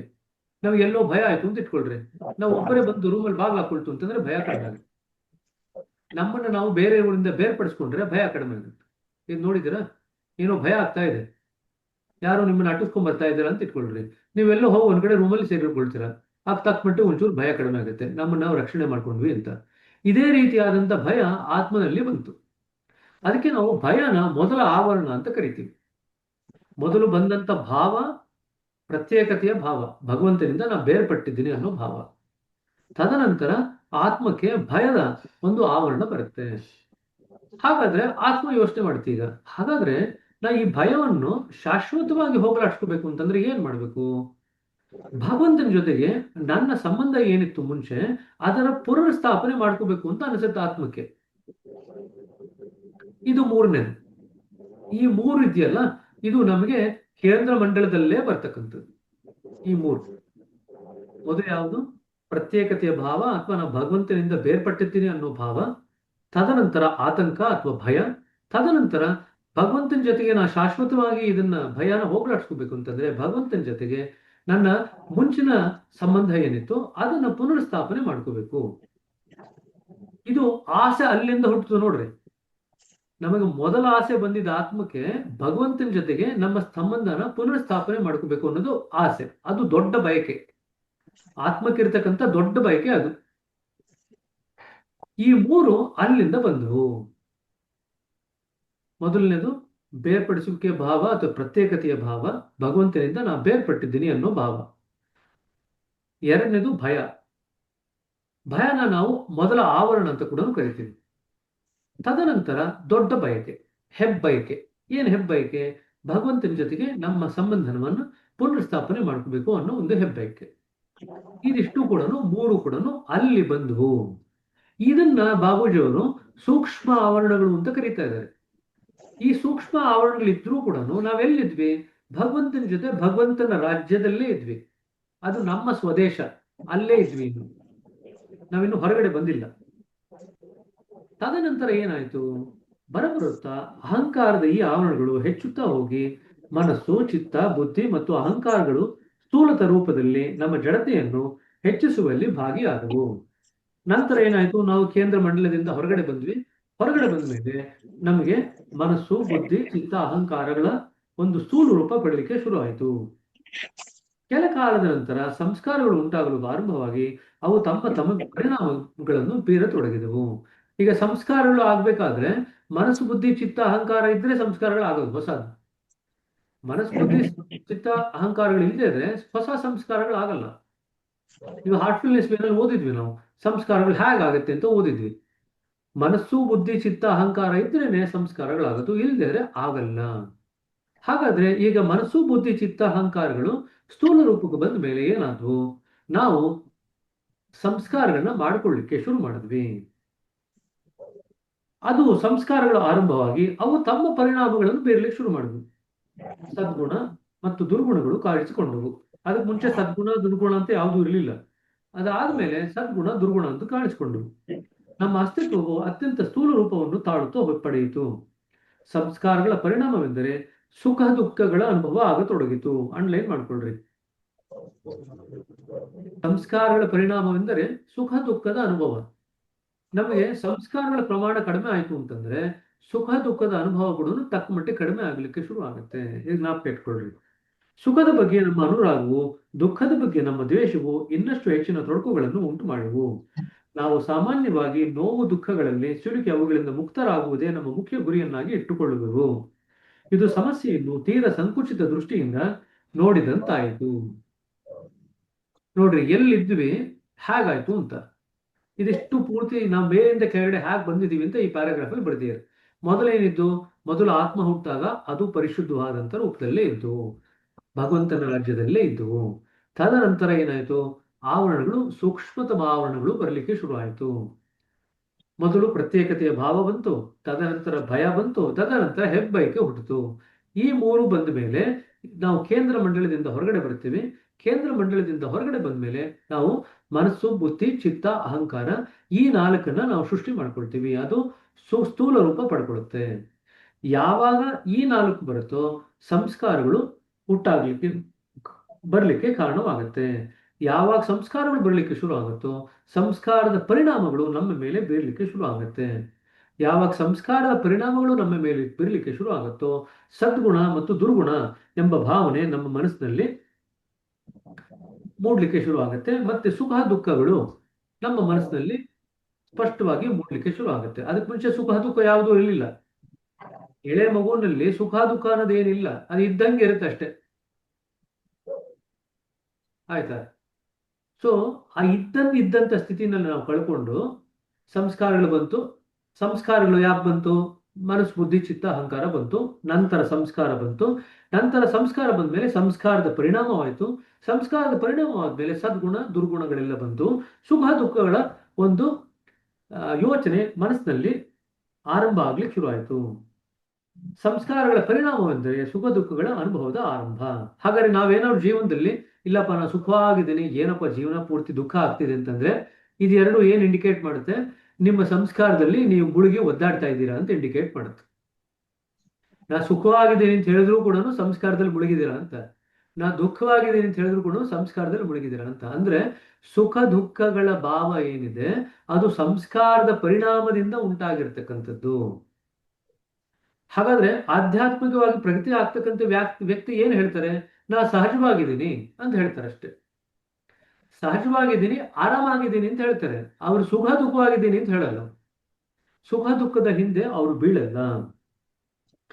ಈಗೇನಾಯ್ತು? ಸುಖ ದುಃಖದ ಅನುಭವ ಆದ್ಮೇಲೆ ಸುಖದ ಬಗ್ಗೆ ನಮ್ಗೆ ಇಷ್ಟ, ದುಃಖದ ಬಗ್ಗೆ ನಮ್ಗೆ ದ್ವೇಷ ಅಥವಾ ಅನಿಷ್ಟ ಆಗ್ಲಿಕ್ಕೆ ಶುರು ಆಯ್ತು. ನಾವೇನ್ ಮಾಡ್ಕೊಂಡಿದೀವಿ ಇವಾಗ? ಈ ಹಂತಕ್ಕೆ ಬಂದ ಮೇಲೆ ಜೀವನದಲ್ಲಿ ಇರ್ತಕ್ಕಂಥ ನೋವೇನಿದೆ, ನೋವು ದುಃಖಗಳಿಂದ ನಮ್ಮನ್ನ ನಾವು ಬಿಡಿಸ್ಕೊಳ್ಳೋದಷ್ಟೇನೆ ನಮ್ಮ ಜೀವನದ ಗುರಿ ಅಂತ ಅನ್ಕೊಂಡ್ಬಿಟ್ಟಿದೀವಿ. ಹಾಗಾದ್ರೆ ಜೀವನದ ಗುರಿ ನೋವಿನಿಂದ ಬಿಡಿಸ್ಕೊಳ್ಳೋದು ಅಂತ ನಾವು ಅನ್ಕೊಳ್ತು ಅಂತಂದ್ರೆ ಯಾವ ಹಂತದಲ್ಲಿ ಯೋಚನೆ ಮಾಡ್ತೀವಿ? ಸಂಸ್ಕಾರದ ಒಳಗಡೆ ಸಿಕ್ಕಾಕೊಂಡು ಸಂಸ್ಕಾರದ ಒಳಗಡೆ ಸಿಕ್ಕಾಕೊಂಡು ನಾವು ಯೋಚನೆ ಮಾಡಿದಾಗ ನಮಗೆ ಜೀವನದ ಗುರಿ ನೋವಿನಿಂದ ಬಿಡಿಸ್ಕೊಳ್ಳೋದು ಅಂತ ಅನ್ಸುತ್ತೆ. ಅದೇ ನಾವು ಆತ್ಮದ ದೃಷ್ಟಿಯಿಂದ ಯೋಚನೆ ಮಾಡಿದಾಗ ಜೀವನದ ಗುರಿ ಮತ್ತೇನೋ ಬೇರೆ ಏನೋ ಇರುತ್ತೆ. ಯಾವ ಸ್ತರದಿಂದ ನಾವು ಯೋಚನೆ ಮಾಡ್ತೀವಿ ಅನ್ನೋದ್ರ ಮೇಲೆ ನಿರ್ಭರ ಆಗುತ್ತೆ. ಹಾಗಾಗಿ ಎಷ್ಟೋ ಸ್ಥಿತಿ ನಾವು ಲೌಕಿಕ ಸ್ತರದಲ್ಲಿ ನಮ್ಮ ಸಂಸ್ಕಾರಗಳಲ್ಲೇ ಸಿಕ್ಕಾಕೊಂಡು ಜೀವನ ಗುರಿನ ನಿಷ್ಕರ್ಷೆ ಮಾಡ್ಲಿಕ್ಕೆ ಹೋಯ್ತು ಅಂತಂದ್ರೆ ಎಷ್ಟೋ ಸ್ಥಿತಿ ನಾವು ವಿಫಲರಾಗ್ತೀವಿ. ನಮ್ಗೆ ಸ್ಪಷ್ಟವಾದಂತ ಉತ್ತರ ದೊರಕಲ್ಲ. ಅದಕ್ಕೆ ನಾ ಏನ್ ಹೇಳಿದ್ದು, ಆಳವಾಗಿ ಅದನ್ನ ಕೆದಕ್ತಾ ಹೋಗ್ಬೇಕು. ಅದನ್ನ ಕೆದಕಿ ಕೆದಕಿ ಕೆದಕಿ ಎಷ್ಟು ಆಳಕ್ಕೆ ಹೋಗ್ತಿರೋ ಆ ಆಳಕ್ಕೆ ಹೋದಾಗ ನಿಮ್ಗೆ ಯಾವ ಉತ್ತರ ಸಿಗುತ್ತೆ? ಆಧ್ಯಾತ್ಮಿಕ ಉತ್ತರ ಸಿಗುತ್ತೆ. ಜೀವನದ ಗುರಿ ಅಂದ್ರೆ ಏನು ಅಂತಂದ್ರೆ ಆಧ್ಯಾತ್ಮಿಕ ಉತ್ತರ ಸಿಗುತ್ತೆ. ಆಧ್ಯಾತ್ಮಿಕ ಉತ್ತರ ಸಿಕ್ಕಿದ ಮೇಲೆ ಅದು ಮತ್ತೆ ಪರಿವರ್ತನೆ ಆಗ್ಲಿಕ್ಕೆ ಸಾಧ್ಯವಾಗಲ್ಲ. ಅಂಥ ಒಂದು ಗುರಿ ಸಿಗೋವರೆಗೂ ಕೂಡ ನೀವು ಆ ಒಂದು ಪ್ರಶ್ನೆ, ಜೀವನದ ಗುರಿ ಏನು ಅನ್ನೋ ಪ್ರಶ್ನೆನ ನೀವು ಕೆದಕ್ತಾ ಹೋಗ್ಬೇಕು, ಆಳಕ್ಕೆ ಹೋಗ್ತಾ ಹೋಗ್ಬೇಕು. ಸರಿನಾ? ಸೊ ನಾವು ಸಾಮಾನ್ಯವಾಗಿ ಈ ಪ್ರಶ್ನೆಗೆ ಉತ್ತರ ಕೊಡ್ಲಿಕ್ಕೆ ಹೋದಾಗ ಏನ್ ಮಾಡ್ತೀವಿ? ಜೀವನದ ಗುರಿ ಅಂತಂದ್ರೆ ನೋವಿನಿಂದ, ಸಂಕಟಗಳಿಂದ, ದುಃಖಗಳಿಂದ ನಮ್ಮನ್ನು ನಾವು ಬಿಡಿಸ್ಕೊಳ್ಳೋದೇನೆ ನಾವು ಜೀವನದ ಗುರಿ ಅಂತ ಅನ್ಕೊಳ್ತೀವಿ. ಅದು ಬಹಳ ಸಂಕುಚಿತವಾದಂತ ದೃಷ್ಟಿ ಅಂತ ಬಾಬೂಜಿಯವರು ಹೇಳ್ತಾ ಇದ್ದಾರೆ. ಐಹಿಕ ಫಲಗಳನ್ನೇ, ಅಂದ್ರೆ ಜಗತ್ತಿನಲ್ಲಿ ಬರ್ತಕ್ಕಂಥ ಫಲಗಳನ್ನೇ ದೃಷ್ಟಿಯಲ್ಲಿ ಇಟ್ಟುಕೊಂಡು ಜೀವನದ ಗುರಿಯಾದರೂ ನಿರರ್ಥಕವಾಗುವುದು. ಅಂದ್ರೆ ಈ ಜೀವನದಲ್ಲಿ ನಾವೇನು ತಗೊಂಡ್ಬಂದಿಲ್ಲ ಅಂತ ಎಲ್ರಿಗೂ ಗೊತ್ತು, ನಾವೇನು ತಗೊಂಡು ಹೋಗಲ್ಲ ಅಂತಲೂ ಎಲ್ರಿಗೂ ಗೊತ್ತು. ಹಾಗಾಗಿ ಈ ಜೀವನದಲ್ಲಿ ಬರ್ತಕ್ಕಂಥ ಏನ್ ಲಾಭಗಳಿದೆ ಆ ಲಾಭವನ್ನೇ ದೃಷ್ಟಿಯಲ್ಲಿ ಇಟ್ಕೊಂಡು ನಾವು ಕೆಲಸ ಮಾಡಿದ್ರೆ ಜೀವನ ಗುರಿ ಅಂತ ಇಟ್ಕೊಂಡು, ಈಗ ತುಂಬಾ ಜನ ಅವ್ರ ಇಡೀ ಜೀವನನ ಕೇವಲ ದುಡ್ಡಿನ ಸಂಪಾದನೆಗೋಸ್ಕರ, ಹಣದ ಸಂಪಾದನೆಗೋಸ್ಕರ ಮುಡಿಪಾಗಿಟ್ಟಿರ್ತಾರೆ. ಅವ್ರು ಸತ್ತಾದ್ಮೇಲೆ ಯಾರು ಏನು ಎತ್ಕೊಂಡು ಹೋಗಲ್ಲ, ಒಂದೊಂದು ಪೈಸಾ ಕೂಡ ಯಾರು ಎತ್ಕೊಂಡು ಹೋಗ್ಲಿಕ್ಕೆ ಆಗಲ್ಲ ಭೂಮಿಯಿಂದ. ಹಂಗಿರ್ಬೇಕಾದ್ರೆ ಇಡೀ ಜೀವನ ಬರೀ ಅದೊಂದಕ್ಕೋಸ್ಕರ ನಿಮ್ಮ ಜೀವನನ ವ್ಯಾಯ ಮಾಡೋದ್ರಲ್ಲಿ ಯಾವ ಬುದ್ಧಿವಂತಿಕೆ ಇದೆ? ಅದನ್ನೇ ಬಾಬೂಜಿಯವರು ಬರೀತಾ ಇದ್ದಾರೆ. ಐಹಿಕ ಫಲಗಳನ್ನೇ, ದುಡ್ಡು ಸಂಪಾದನೆ ಮಾಡಿದ್ರೆ ಅದು ಬೇರೆ ಬೇರೆ ಏನೇನೋ ತಂದು ಕೊಡ್ಬೋದು ನಿಮಗೆ. ಅದು ಆ ಮರ್ಯಾದೆ ತಂದ್ಕೊಡ್ಬೋದು, ಮನೆ ಮಠಗಳನ್ನು ತಂದ್ಕೊಡ್ಬೋದು, ಜೀವನದಲ್ಲಿ ಒಂದು ಸ್ಥಾನಮಾನವನ್ನು ತಂದ್ಕೊಡ್ಬೋದು ಸಮಾಜದಲ್ಲಿ. ಬರೀ ಇಷ್ಟನ್ನೇ ಗಳಿಸ್ಕೊಳ್ತು ಅಂತಂದ್ರೆ ನಾವು ದೇಹ ತ್ಯಾಗ ಮಾಡಿದಾಗ ಅವೆಲ್ಲವನ್ನೂ ಬಿಟ್ಟು ಹೋಗ್ತೀವಿ. ಇದನ್ನೇ ಬಾಬೂಜಿಯವರು ಐಹಿಕ ಫಲಗಳು ಅಂತ ಹೇಳ್ತಾ ಇದ್ದಾರೆ. ಐಹಿಕ ಫಲಗಳನ್ನೇ ದೃಷ್ಟಿಯಲ್ಲಿ ಇಟ್ಟುಕೊಂಡ ಜೀವನವು ಜೀವನದ ಗುರಿಯಾದರೂ ನಿರರ್ಥಕವಾದುದು. ಕಷ್ಟ ಕಾರ್ಪಣ್ಯಗಳು ಒಂದು ವ್ಯಾಧಿಯ ಲಕ್ಷಣವಾಗಿದ್ದು ಆ ವ್ಯಾಧಿಯು ಎಲ್ಲೋ ಒಂದೆಡೆ ಇದೆ ಎಂಬುದನ್ನು ನಾವು ಮರೆಯುತ್ತೇವೆ. ನಮ್ಮ ಜೀವನದಲ್ಲಿ ಏನೋ ಕಷ್ಟ ಪಡ್ತಿದೆ ಅಂತಂದ್ರೆ ಆ ಕಷ್ಟಕ್ಕೆ ಮೂಲ ಬೇರೆಲ್ಲೋ ಇದೆ, ನಾವು ಅದನ್ನ ಮರ್ತು ಹೋಗ್ತೀವಿ. ಈಗೇನೋ ಕಷ್ಟ ಬಂದಿದೆಯಪ್ಪ, ಈಗ ಫಾರ್ ಎಕ್ಸಾಂಪಲ್ ಡಾಕ್ಟರ್ ಹತ್ರ ಬರ್ತಾರೆ. ಡಾಕ್ಟರ್ ಹತ್ರ ಬಂದಾಗ ಅವ್ರಿಗೇನೋ ಜ್ವರ ಬಂದಿದೆ ಅಂತ ಬರ್ತಾರೆ ಅಂತ ಇಟ್ಕೊಳ್ರಿ. ಬಟ್ ಆ ಜ್ವರ ಬಂದಿರತಕ್ಕಂಥದ್ದು ಬೇರೆ ಯಾವುದೋ ಕಾರಣಕ್ಕೋಸ್ಕರ. ಡಾಕ್ಟರ್ ಏನ್ ಮಾಡ್ತಾರೆ? ಆ ಕಾರಣನ ಉಪಶಮನ ಮಾಡ್ಲಿಕ್ಕೆ ಪ್ರಯತ್ನ ಪಡ್ತಾರೆ. ಅವ್ರು ಕೇವಲ ಜ್ವರ ಕಡಿಮೆ ಮಾಡ್ತಕ್ಕಂಥ ಮಾತ್ರ ಕೊಡಲ್ಲ, ಆ ಜ್ವರಕ್ಕೆ ಮೂಲ ಕಾರಣ ಏನಿದೆ ಅದನ್ನು ಉಪಶಮನ ಮಾಡ್ಲಿಕ್ಕೆ ಪ್ರಯತ್ನ ಪಡ್ತಾರೆ. ನಾವಾದ್ರೂ ನಾವೇನ್ ಮಾಡ್ತೀವಿ? ಮನೆಯಲ್ಲಿ ನಮ್ಗೆ ತೋಚಿದ ನಾವೇನಾದ್ರು ಮಾಡ್ಬೇಕಂತಂದ್ರೆ ಜ್ವರದ ಔಷಧಿ ತಗೊಳ್ತೀವಿ. ಅಷ್ಟು ತಗೊಂಡ್ರೆ ಮೂಲದ ಏನಿದೆ, ಮೂಲದಲ್ಲಿ ಯಾವ ಕಾರಣಕ್ಕೋಸ್ಕರ ಆ ಜ್ವರ ಬಂದಿದೆ ಅದನ್ನ ನಾವು ನಿಭಾಯಿಸ್ಲಿಕ್ಕೆ ನಮ್ಮ ಕೈ ಸಾಧ್ಯವೂ ಆಗಲ್ಲ. ಅದನ್ನ ನಿಭಾಯಿಸ್ಬೇಕಂದ್ರೆ ಡಾಕ್ಟರ್ ಹತ್ರನೇ ಹೋಗ್ಬೇಕು. ಅದೇ ರೀತಿಯಾಗಿ ಜೀವನದ ಮೂಲ ಸಮಸ್ಯೆ, ಕಷ್ಟ ಕಾರ್ಪಣ್ಯಗಳು ಬರ್ತಾ ಇದೆ ಜೀವನದಲ್ಲಿ. ಯಾಕೆ ಬರ್ತಿದೆ ಅದರ ಮೂಲವನ್ನು ಬಿಡಿಸ್ಕೊಳ್ಳಿಕ್ಕೆ ಆಧ್ಯಾತ್ಮಿಕ ವ್ಯಕ್ತಿ ಹತ್ರನೇ ಹೋಗ್ಬೇಕು. ಹಾಗೆ ಡಾಕ್ಟರ್ ಹತ್ರ ಹೋದ್ರೆ ಅವರು ಮೂಲದಲ್ಲಿ ಇರ್ತಕ್ಕಂಥ ಕಾರಣಕ್ಕೆ ಉಪಶಮನ ಮಾಡ್ತಾರೋ, ಅದೇ ರೀತಿ ಆಧ್ಯಾತ್ಮಿಕ ವ್ಯಕ್ತಿ ಹತ್ರ ಹೋದಾಗ ಮೂಲದಲ್ಲಿ ಇರ್ತಕ್ಕಂಥ ಸಂಸ್ಕಾರಗಳಿಗೆ ಅವರು ಉಪಶಮನ ಮಾಡ್ತಾರೆ. ಆವಾಗ ನಮಗೆ ಈ ಕಷ್ಟ ಕಾರ್ಪಣ್ಯಗಳು ತನಗೆ ತಾನಾಗಿ ಬಿಟ್ಟು ಹೋಗುತ್ತೆ. ಐಹಿಕ ಸುಖಗಳನ್ನು ಪಡೆಯುವುದಕ್ಕಾಗಿ ಭಗವದ್ ಭಕ್ತಿಯನ್ನು ಮಾಡುವುದು ಅಪಹಾಸ್ಯದ ಸಂಗತಿ. ಸೊ ಭಗವಂತನ ಮುಂದೆ ಹೋಗಿ ನನಗೆ ರಾಜ್ಯ ಕೊಡು, ನನಗೆ ಜಾಸ್ತಿ ಸುಖ ಕೊಡು, ನನಗೆ ಜಾಸ್ತಿ ಐಶ್ವರ್ಯ ಕೊಡು, ನನಗೆ ಆ, ಆ, ಸತ್ ಸಂತಾನ ಕೊಡು, ಒಳ್ಳೆ ಹೆಂಡತಿ ಕೊಡು, ಒಳ್ಳೆ ಮಗು ಕೊಡು, ಒಳ್ಳೆ ಮನೆ ಕೊಡು, ಜಾಸ್ತಿ ಸಂಪಾದನೆ ಮಾಡ್ಲಿಕ್ಕೆ ಅವಕಾಶ ಮಾಡಿಕೊಡು, ಜಾಸ್ತಿ ನಂಗೆ ಪ್ರಮೋಷನ್ ಮಾಡಿಕೊಡು, ಇದೆಲ್ಲ ಕೇಳ್ಕೊಂಡಾಗ ಅದು ಅಪಹಾಸ್ಯದ ಸಂಗತಿ ಅಂತ ಹೇಳ್ತದೆ. ಭಗವಂತನ ಹೋಗಿ ಅದು ಕೇಳೋದು. ಐಹಿಕ ಸುಖಗಳನ್ನು ಪಡೆಯುವುದಕ್ಕಾಗಿ ಭಗವತ್ ಭಕ್ತಿಯನ್ನು ಮಾಡುವುದು ಅಪಹಾಸ್ಯದ ಸಂಗತಿ. ನೋವು ದುಃಖಗಳಿಂದ ಪಾರಾಗುವುದಷ್ಟೇ ನಮ್ಮ ಮುಂದಿರುವ ಸಮಸ್ಯೆ ಆಗಿರದೆ ಅವುಗಳ ಅಂತಿಮ ಕಾರಣವಾಗಿರುವ ಬಂಧನದಿಂದ ಬಿಡುಗಡೆ ಹೊಂದುವುದೇ ದೊಡ್ಡ ಸಮಸ್ಯೆ ಆಗಿದೆ. ಎಲ್ಲ ನೋವು ನಲಿವು ಯಾವ ಕಾರಣಕ್ಕೆ ಬರ್ತಾ ಇದೆ? ನಾವು ಈ ಜನನ ಮರಣದ ಚಕ್ರದಲ್ಲಿ ಸಿಕ್ಕಾಕೊಂಡಿಂದ ಬರ್ತಿರೋದು. ನಾವು ಶಾಶ್ವತವಾದಂಥ ಪರಿಹಾರ ಕಂಡುಹಿಡ್ಕೋಬೇಕು ಅಂತಂದ್ರೆ, ನೋವು ನಲಿವುಗಳಿಂದ ಬಿಡಿಸ್ಕೋಬೇಕು ಅಂತಂದ್ರೆ, ಜನನ ಮರಣದ ಚಕ್ರಗಳಿಂದ ಬಿಡಿಸ್ಕೊಂಡ್ರೆ ಮಾತ್ರ ನಾವು ಶಾಶ್ವತವಾಗಿ ಪರಿಹಾರ ಕಂಡುಹಿಡ್ಕೊಂಡಂಗೆ ಆಗತ್ತೆ. ಬಂಧನದಿಂದ ಬಿಡುಗಡೆ ಹೊಂದುವುದೇ ಮುಕ್ತಿ. ಅಂಡರ್ಲೈನ್ ಮಾಡ್ಕೊಳ್ರಿ. ಈ ಜನ್ಮ ಮೃತ್ಯುವಿನ ಬಂಧನದಿಂದ ಬಿಡುಗಡೆ ಹೊಂದುವುದೇ ಮುಕ್ತಿ. ಸ್ವರ್ಗತಿಯು ಅಂದ್ರೆ ಸಾಲ್ವೇಷನ್, ಸ್ವರ್ಗತಿ ಇದೆಯಲ್ಲ, ಅದು ಶಾಶ್ವತ ಮುಕ್ತಿಗಿಂತ ಬೇರೆಯಾಗಿದ್ದು ಅದು ಪುನರ್ಜನ್ಮದ ಗತಿಯ ಕೊನೆಯಲ್ಲ. ಸ್ಯಾಲ್ವೇಷನ್ ಅಂದ್ರೆ ಇಲ್ಲಿ ಮುಕ್ತಿ ಅಂತ ಹೇಳ್ತೀವಿ, ಸ್ವರ್ಗತಿ ಆಯ್ತಾ. ಮೋಕ್ಷ ಮುಕ್ತಿ ಅಂತ ಹೇಳ್ತೀವಲ್ಲ, ಮೋಕ್ಷ ಅನ್ನೋದು ತಾತ್ಕಾಲಿಕವಾದಂತ ಮುಕ್ತಿ. ಅದನ್ನೇ ಬಾಬುಜಿ ಹೇಳ್ತಾ ಇದ್ದಾರೆ, ಅದನ್ನೇ ಸ್ವರ್ಗತಿ ಅಂತ ಬರೀತಾ ಇದ್ದಾರೆ. ಸ್ವರ್ಗತಿಯು ಅಂದ್ರೆ ಸ್ಯಾಲ್ವೇಷನ್ ಅಂದ್ರೆ ಕನ್ನಡದಲ್ಲಿ ಸ್ವರ್ಗತಿ ಅಂತ ಅವರು ಭಾಷಾಂತರ ಮಾಡಿದ್ದಾರೆ. ಶಾಶ್ವತ ಮುಕ್ತಿ ಲಿಬರೇಷನ್ ಕಿಂತ ಬೇರೆಯಾಗಿದ್ದು ಅದು ಪುನರ್ಜನ್ಮದ ಗತಿಯ ಕೊನೆಯಲ್ಲ. ಮೋಕ್ಷವು ಈ ಚಕ್ರಗತಿಯಲ್ಲಿ ತಾತ್ಪೂರಿಕ ವಿರಾಮ ಅಷ್ಟೇ. ನೋಡಿ, ಇಲ್ಲಿ ಕರೆಕ್ಟಾಗಿ ಬರಿತಾ ಇದ್ದಾರೆ. ಮೋಕ್ಷ ಮತ್ತು ಮುಕ್ತಿಗಿರ್ತಕ್ಕಂಥ ವ್ಯತ್ಯಾಸ ಇಲ್ಲಿ ಬರಿತಾ ಇದ್ದಾರೆ ನೋಡಿ, 2 ಲೈನಲ್ಲಿ. ಮೋಕ್ಷ ಅಂತಂದ್ರೆ ತಾತ್ಕಾಲಿಕವಾದಂತ ವಿರಾಮ ಅಷ್ಟೇ. ಯಾವುದರಿಂದ? ಜನನ ಮರಣ ಚಕ್ರಗಳಿಂದ ತಾತ್ಕಾಲಿಕವಾದಂತ ಒಂದು ವಿರಾಮ, ಅದು ಮೋಕ್ಷ. ಮುಕ್ತಿ ಅಥವಾ ಲಿಬರೇಷನ್ ಅಂದ್ರೆ ಸಂಪೂರ್ಣವಾದಂತ ವಿರಾಮ. ಮೋಕ್ಷ ಅಂದ್ರೆ ಏನು? ಅದು ಜನನ ಮರಣಗಳ ಕ್ರಿಯೆಯನ್ನು ಕೆಲ ಕಾಲದವರೆಗೆ ಸ್ಥಗಿತಗೊಳಿಸುವುದು. ಅನಂತರ ನಾವು ಮತ್ತೆ ಭೌತಿಕ ಶರೀರವನ್ನು ಧರಿಸಬೇಕಾಗುವುದು. ನಾವು ಮುಕ್ತಿಯನ್ನು ಪಡೆದಾಗಲೇ ಅನಾದಿಯಾದ ಜನನ ಮರಣದ ಚಕ್ರ ಕೊನೆಗೊಳ್ಳುತ್ತದೆ. ನೋಡಿ, ಇಲ್ಲಿ ಸ್ಪಷ್ಟವಾಗಿ ಬರೀತಿದ್ದಾರೆ. ಮೋಕ್ಷ ಅಂತಂದ್ರೆ ತಾತ್ಕಾಲಿಕ, ಮುಕ್ತಿ ಅಂತಂದ್ರೆ ಶಾಶ್ವತ. ಆಗಲೇ ನಮ್ಮ ಎಲ್ಲ ದುಃಖಗಳಿಗೂ ಕೊನೆ. ಮುಕ್ತಿಯ ಆಚೆ ಕ್ರಮಿಸಬೇಕಾದ ಮಾರ್ಗವು ಬಹಳವಾಗಿದ್ದರೂ ಮುಕ್ತಿಗಿಂತ ಕಡಿಮೆಯಾದ ಯಾವುದನ್ನು ಜೀವನದ ಗುರಿಯನ್ನಾಗಿ ಇಟ್ಟುಕೊಳ್ಳಕೂಡದು. ಅಂಡರ್ಲೈನ್ ಮಾಡ್ಕೊಳ್ರಿ. ಮುಕ್ತಿಗಿಂತ ಕಡಿಮೆಯಾದಂತ ಅಂದ್ರೆ ಮೋಕ್ಷನ ನಾವು ಜೀವನದ ಗುರಿಯಾಗಿ ಇಟ್ಕೊಳ್ಳಿಕ್ಕೆ ಸಾಧ್ಯವಿಲ್ಲ ಅಂತ ಬರೀತಾ ಇದ್ದಾರೆ. ಮುಕ್ತಿಗಿಂತ ಕಡಿಮೆ ಆದ ಮೋಕ್ಷ, ಮುಕ್ತಿಗಿಂತ ಕಡಿಮೆ. ಮುಕ್ತಿಗಿಂತ ಕಡಿಮೆ ಆದದನ್ನ ಯಾವುದನ್ನೇ ಆಗಲಿ ನಾವು ಜೀವನದ ಗುರಿಯನ್ನಾಗಿ ಇಟ್ಕೊಳ್ಳೋದಕ್ಕೆ ಸಾಧ್ಯವಿಲ್ಲ ಅಂತ ಬರೀತಾ ಇದ್ದಾರೆ. ಆಧ್ಯಾತ್ಮಿಕ ಸೋಪಾನದಲ್ಲಿ ತೀರಾ ಕೆಳಗಿನ ಮೆಟ್ಟಲಾದ ಮುಕ್ತಿಯನ್ನು ತಮ್ಮ ಜೀವನದ ಕೊನೆಯ ಗುರಿಯನ್ನಾಗಿ ಇಟ್ಟುಕೊಂಡ ಜನರು ಕೂಡ ತೀರಾ ವಿರಳ. ಆಯ್ತಪ್ಪ, ಬರೀ ಹೋಗ್ಲಿ ಮುಕ್ತಿನಾರು ನಿಮ್ ಜೀವನದ ಗುರಿ ಅಂತ ಇಟ್ಕೊಳ್ಳಿ ಅಂತ ಹೇಳಿದ್ರೆ ಅದನ್ನೂ ಇಟ್ಕೊಳ್ಳಲ್ಲ ಅಂತ ಹೇಳ್ತಾರೆ. ನೋಡಿ, ಲೌಕಿಕ ಸ್ತರದಲ್ಲಿ ನಮಗೆ ಸುಖ ದುಃಖಗಳಿಂದ ಬಿಡಿಸ್ಕೋಬೇಕು. ಇನ್ಫ್ಯಾಕ್ಟ್ ಸುಖ ಜಾಸ್ತಿ ಆಗ್ಬೇಕು, ದುಃಖಗಳಿಂದ ಬಿಡಿಸ್ಕೋಬೇಕು, ಕಷ್ಟ ಕಾರ್ಪಣ್ಯಗಳಿಂದ ಬಿಡಿಸ್ಕೋಬೇಕು. ಇಷ್ಟೇ ಒಂದು ಸಂಕುಚಿತ ದೃಷ್ಟಿ.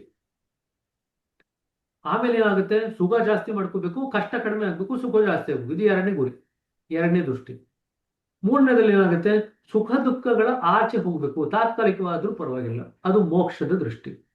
ಇಲ್ಲ ಅದು ಶಾಶ್ವತವಾಗಿ ಹೋಗ್ಬೇಕಾಗತ್ತೆ, ನಾವು ತಾತ್ಕಾಲಿಕವಾದ್ರೂ ಪ್ರಯೋಜನ ಇಲ್ಲ ಅಂತ ಹೇಳಿ 4ನೇ ಸ್ತರಕ್ಕೆ ಬಂದಾಗ ನಾವೇನು ಅನ್ಕೊಳ್ತೀವಿ? ಶಾಶ್ವತವಾಗಿ ಸುಖ ದುಃಖಗಳ ಆಚೆ ಹೋಗ್ಬೇಕು ಅಂತಂದ್ರೆ ಜೀವನ ಮರಣದ ಚಕ್ರದಿಂದ ಆಚೆ ಹೋಗ್ಬೇಕು ಅಂತ ಅನ್ಕೊಳ್ತೀವಿ. ಇದು ಕೂಡ 4ನೇ ಹಂತ. ಬಾಬುಜಿಯವರು ಏನ್ ಬರ್ತಿದ್ದಾರೆ? ಈ ಮುಕ್ತಿ ಅಂತ ಏನ್ ಇಟ್ಕೊಳ್ತಿರಲ್ಲ, ಆಧ್ಯಾತ್ಮಿಕ ಸೋಪಾನದಲ್ಲಿ ಅಂದ್ರೆ ಆಧ್ಯಾತ್ಮದ ಸ್ತರದಲ್ಲಿ ತೀರಾ ಕೆಳಗಿನ ಮೆಟ್ಟಲಾದ ಮುಕ್ತಿಯನ್ನು, ಅಂದ್ರೆ ಫಸ್ಟ್ ಸ್ಟೆಪ್ ಅಷ್ಟೇ ಮುಕ್ತಿ. ಇನ್ನೂ ನಾವು ಮುಂದಕ್ಕೆ ಹೋಗ್ಬೇಕಾದ್ರೆ ಬೇಕಾಷ್ಟು ದಾರಿ ಇದೆ. ಆ ಒಂದು ಫಸ್ಟ್ ಸ್ಟೆಪ್ನು ಯಾರು ಗುರಿಯಾಗಿ ಇಟ್ಕೊಳ್ಳಲ್ಲ. ಈ ಮಟ್ಟಕ್ಕಿಂತ ನಾವು ಸ್ವಲ್ಪವಾದರೂ ಕೆಳಗಿದರೆ ಸಮಸ್ಯೆಯು ಪೂರ್ತಿಯಾಗಿ ಬಿಡಿಸಲ್ಪಡದೆ ಹಾಗೆಯೇ ಉಳಿಯುತ್ತದೆ. ಅಂದ್ರೆ ಮುಕ್ತಿನ ನಾವು ಅಟ್ಲೀಸ್ಟ್ ಗುರಿಯಾಗಿ ಇಟ್ಕೊಳ್ದಿರಾ ಅದಕ್ಕಿಂತ ಕೆಳಗಡೆ ಇತ್ತು ಅಂತಂದ್ರೆ ನಮ್ಮ ಸಮಸ್ಯೆ ಪರಿಹಾರ ಆಗದೆ ಹಾಗೆ ಉಳ್ಕೊಳುತ್ತೆ. ತಮಗೆ ಮುಕ್ತಿಯು ಬೇಕಾಗಿಲ್ಲವೆಂದು ಹೇಳುವ ಜನರು ಉಂಟು. ಅವರು ಮತ್ತೆ ಮತ್ತೆ ಈ ಪ್ರಪಂಚದಲ್ಲಿ ಬರಲು ಬಯಸಿ ಭಕ್ತಿಯ ಸಾಧನೆಯನ್ನು ಮಾಡಲು ಅಪೇಕ್ಷಿಸುತ್ತಾರೆ. ಕೆಲವು ಭಕ್ತರಿದ್ದಾರೆ, ನಾನು ಪದೇ ಪದೇ ಬಂದು ನಿನ್ ಭಕ್ತಿ ಮಾಡ್ಕೊಂಡಿರ್ತೀನಿ, ನನಗೆ ಮುಕ್ತಿನೂ ಬೇಡ ಅಂತ ಹೇಳ್ತಾರೆ. ಅವರ ಜೀವನದ ಗುರಿಯು ಅಸ್ಪಷ್ಟವಾಗಿಯೂ ಅನಿಶ್ಚಿತವಾಗಿಯೂ ಇರುತ್ತದೆ.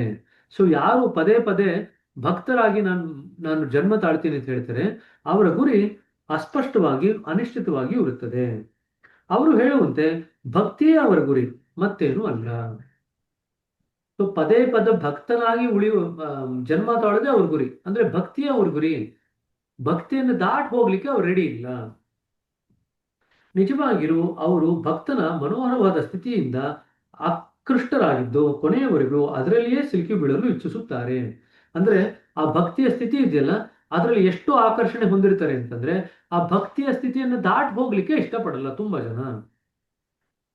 ನಿಜವಾಗಿಯೂ ಅವರು ಭಕ್ತನ ಮನೋಹರವಾದ ಸ್ಥಿತಿಯಿಂದ ಆಕೃಷ್ಟರಾಗಿದ್ದು ಕೊನೆಯವರೆಗೂ ಅಲ್ಲಿಯೇ ಸಿಲುಕಿ ಬೀಳಲು ಇಚ್ಛಿಸುತ್ತಾರೆ. ತಮ್ಮನ್ನು ತಾವು ಸಂತೋಷಪಡಿಸಿಕೊಳ್ಳಲು ಅವರು ಭಕ್ತಿಯನ್ನು ಮಾಡುತ್ತಾರೆ. ಸೊ ಭಕ್ತಿ ಅವರಿಗೆ ಸಂತೋಷದ ಸಾಧನ. ಸಂತೋಷವನ್ನು ಮೀರಿ ಹೋಗ್ಲಿಕ್ಕೆ ಅವ್ರು ಪ್ರಯತ್ನ ಪಡ್ತಿಲ್ಲ. ಭಕ್ತಿ ಮಾಡೋದ್ರಿಂದ ಅವ್ರಿಗೆ ಸಂತೋಷ ಆಗುತ್ತೆ. ಸೊ ಭಕ್ತಿಯ ಸ್ಥಿತಿಯಲ್ಲೇ ಇರ್ತೀವಿ ಅಂತ ಹೇಳ್ಬಿಡ್ತಾರೆ. ನಾವು ಎಲ್ಲಿವರೆಗೆ ಯಾವುದಾದರೂ ಒಂದು ಬಲೆಯಲ್ಲಿ ಸಿಕ್ಕಿ ಬೀಳುವೆವೋ ಅಲ್ಲಿವರೆಗೆ ಶಾಶ್ವತ ಬಂಧನದಿಂದ ಬಿಡುಗಡೆ ಹೊಂದುವುದು ಸಾಧ್ಯವಿಲ್ಲ. ಮತ್ತೆ ಅಂಡರ್ಲೈನ್ ಮಾಡ್ಕೊಡ್ರಿ, ನಾವು ಎಲ್ಲಿವರೆಗೆ ಯಾವುದಾದ್ರೂ ಒಂದು ಬಲೆಯಲ್ಲಿ ಸಿಕ್ಕಿ ಬೀಳುವೆವೋ ಅಲ್ಲಿವರೆಗೆ ಶಾಶ್ವತವಾದಂತ ಬಂಧನದಿಂದ ಬಿಡುಗಡೆ ಹೊಂದುವುದು ಸಾಧ್ಯವಿಲ್ಲ. ಅಂದ್ರೆ ಎಲ್ಲಾ ರೀತಿಯಾದಂತ ಬಲೆಯಿಂದ ನಮ್ಮನ್ನು ನಾವು ಬಿಡಿಸ್ಕೊಂಡ್ರಷ್ಟೇನೆ ಶಾಶ್ವತವಾದಂತ ಮುಕ್ತಿಯನ್ನು ಗಳಿಸ್ಕೊಳ್ಳಿಕ್ಕೆ ಸಾಧ್ಯ. ಪಾಶಗಳಿಂದ ಪಾರಾಗಲು ಇಷ್ಟಪಡುವವರಿಗೆ ಸಮಸ್ಯೆ, ಇಷ್ಟಪಡದವರಿಗೆ ಸಮಸ್ಯೆಗೆ ಪರಿಹಾರವೇ ಇಲ್ಲ. ಈ ಆಸೆಯ ಪಾಶದಿಂದ ನಮ್ಮನ್ನು ನಾವು ಬಿಡಿಸ್ಕೊಳ್ಬೇಕು. ಅದನ್ನ ನಾವು ಗುರಿಯಾಗಿಟ್ಕೊಂಡ್ರೆ ಮಾತ್ರ ನಾವು ಈ ಸಮಸ್ಯೆಗೆ ಪರಿಹಾರ ಕಂಡುಹಿಡ್ಕೊಳ್ಳಿಕ್ಕೆ ಸಾಧ್ಯ, ಆಸೆಯ ಪಾಶದಿಂದ. ಹಾಗಾಗಿ ಇನ್ನೊಂದು ವಿಚಾರ ಹೇಳ್ತೀನಿ ಇಲ್ಲಿ. 6ನೇ ಪಾಯಿಂಟಿಗೆ ಬಂತು ಅಂತಂದ್ರೆ 6ನೇ ಪಾಯಿಂಟ್ ನಲ್ಲಿ ನಮಗೆ ಮುಕ್ತಿಯ ಸ್ಥಿತಿ ಬರುತ್ತೆ. ಆದರೆ ಮುಕ್ತಿಯ ಸ್ಥಿತಿ ಬೇರೆ, ಮುಕ್ತಿಗೆ ಗಳಿಸ್ಕೊಳ್ತಕ್ಕಂಥ ಅರ್ಹತೆ ಬೇರೆ. ಈಗ ಫಾರ್ ಎಕ್ಸಾಂಪಲ್, ನೀವು ಶಾಲೆಗೆ ದಿನ ಹೋಗ್ತೀರಿ, ಕ್ಲಾಸ್ ಎಲ್ಲ ಅಟೆಂಡ್ ಮಾಡ್ತೀರಿ. ಮೇಷ್ಟ್ರು ನಿಮಗೆ ಶಾಲೆಯ ಕ್ಲಾಸ್ ಎಲ್ಲ ಅಟೆಂಡ್ ಮಾಡಿದ್ದೀರಿ, ಹಾಗಾಗಿ ನಿಮಗೆ ಪರೀಕ್ಷೆ ಬರಲಿಕ್ಕೆ ಅರ್ಹತೆ ಕೊಡ್ತಾರೆ ಅಂತ ಇಟ್ಕೊಳ್ರಿ. ಪರೀಕ್ಷೆ ಬರೀಲಿಕ್ಕೆ ಅರ್ಹತೆ ಕೊಡೋದು ಬೇರೆ, ಪರೀಕ್ಷೆನ ಬರೆದು ಪಾಸ್ ಆಗೋದು ಬೇರೆ. ಪಾಸ್ ಆದಂತ ಸ್ಥಿತಿಯಲ್ಲಿ ಇರೋದು ಬೇರೆ. ಸರಿನಾ? ಮುಕ್ತಿಗೆ ಅರ್ಹತೆ ಅಂತಂದ್ರೆ ನಾವು 6ನೇ ಬಿಂದುವರೆಗೆ ಪ್ರಯಾಣ ಮಾಡೋದು. ಆದರೆ 6ನೇ ಬಿಂದುಗೆ ಪ್ರವೇಶ ಮಾಡಿದ ಕ್ಷಣ ನಮಗೆ ಮುಕ್ತಿ ಸಿಕ್ತು ಅಂತ ಅಲ್ಲ. ನಮಗೆ ಅಲ್ಲಿವರೆಗೂ ಪ್ರಯಾಣ ಮಾಡ್ಲಿಕ್ಕೆ ಅವಕಾಶ ಸಿಕ್ಕಿದ್ರು ಕೂಡ ನಾವು ಆಸೆಗಳನ್ನ ಬಿಟ್ಟರಷ್ಟೇನೆ ನಮಗೆ ಮುಕ್ತಿಯ ಸ್ಥಿತಿ ಶಾಶ್ವತವಾಗಿ ಸಿಗೋದು. ನಾವು ಮುಕ್ತಿಗೆ ಅರ್ಹತೆ ಪಡ್ಕೊಂಡಿದ್ರು ಕೂಡ ಆಸೆಗಳನ್ನ ಬಿಡ್ಲಿಕ್ಕೆ ನಾವು ತಯಾರಿಲ್ಲದೆ ಇದ್ರೆ ಮುಕ್ತಿಯ ಅರ್ಹತೆ ಇದೆ, ಆದ್ರೆ ಮುಕ್ತಿಯ ಸ್ಥಿತಿ ಬರಲ್ಲ. ಈಗ ಫಾರ್ ಎಕ್ಸಾಂಪಲ್, ಮುಕ್ತಿಗೆ ಅರ್ಹತೆ ಬಂದಂಗೆ ಪರೀಕ್ಷೆಗೆ ಬರೆಯಕ್ಕೆ ನಿಮ್ಗೆ ಅರ್ಹತೆ ಬಂತು, ಆದ್ರೆ ಪರೀಕ್ಷೆ ಬರೆಯೋದೇ ಇಲ್ಲಪ್ಪ, ಏನಾಗತ್ತೆ? ಪರೀಕ್ಷೆ ಪಾಸ್ ಆದಂತ ಸ್ಥಿತಿಗೆ ಹೋಗ್ಲಿಕ್ಕೆ ಆಗಲ್ಲ. ಪರೀಕ್ಷೆನೇ ಅಟೆಂಡ್ ಮಾಡಲಿಲ್ಲ ಅಂದ್ರೆ ಸರಿ, ಪರೀಕ್ಷೆ ಅಟೆಂಡ್ ಮಾಡ್ತೀರಾ, ಆದ್ರೆ ಪುಸ್ತಕನೇ ಮುಟ್ಟಲ್ಲ, ಓದ್ಕೊಂಡು ಹೋಗಲ್ಲ ಪರೀಕ್ಷೆಗೆ. ಏನ್ ಮಾಡ್ತೀರಾ? ಅರ್ಧಂಬರ್ಧ ಏನ್ ಬರುತ್ತೋ ಮನಸ್ಸಿಗೆ ಹೋಗ್ತೀರಾ, ಬರೀತೀರಾ, ಬರ್ತೀರಾ, ಪಾಸ್ ಆಗಲ್ಲ.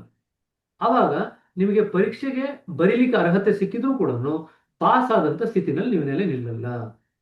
ಅದೇ ರೀತಿಯಾಗಿ ಮುಕ್ತಿಗೆ ಅರ್ಹತೆ ಗಳಿಸ್ಕೊಳ್ಳೋದು ಬೇರೆ, ಮುಕ್ತಿಯ ಸ್ಥಿತಿನಲ್ಲಿ ನೆಲೆ ನಿಲ್ಲೋದು ಬೇರೆ. ಇದು ದಯವಿಟ್ಟು ಜ್ಞಾಪಕ ಇಟ್ಕೊಳ್ರಿ. ಮುಕ್ತಿಯ ಸ್ಥಿತಿನಲ್ಲಿ ನಾವು ನೆಲೆ ನಿಲ್ಬೇಕಂತಂದ್ರೆ 6ನೇ ಬಿಂದುವರೆಗೆ ನಮ್ಮ ಪ್ರಯಾಣನ ನಾವು ಬೆಳೆಸ್ಬೇಕು. ಪಿಂಡ ಪ್ರದೇಶದಲ್ಲಿ ಇರತಕ್ಕಂಥ ಆಸೆ ಆಕಾಂಕ್ಷೆಗಳನ್ನೆಲ್ಲ ನಾವು ಬಿಡ್ಲಿಕ್ಕೆ ತಯಾರಿರ್ಬೇಕು. ಆಗಷ್ಟೇನೆ ಈ ಎರಡೂ ಕಂಡೀಷನ್ ಮಾಡಿದ್ರೆ ಮಾತ್ರನೇ ಮುಕ್ತಿಯ ಸ್ಥಿತಿನಲ್ಲಿ ನಾವು ನೆಲೆ ನಿಲ್ಲಲಿಕ್ಕೆ ಸಾಧ್ಯ. ಎಷ್ಟೋ ಸತಿ ಗುರುಗಳು ಏನ್ ಮಾಡ್ತಾರೆ, ಪ್ರಶಿಕ್ಷಕರಾಗಿ ನಿಮ್ಮನ್ನ ತರಬೇತಿ ಮಾಡಬೇಕಾದ್ರೆ ಮುಕ್ತಿಯ ಸ್ಥಿತಿಗೆ ಅರ್ಹತೆಯನ್ನು ಕೊಡ್ತಾರೆ. ನಾವೇನ್ ಮಾಡ್ತೀವಿ?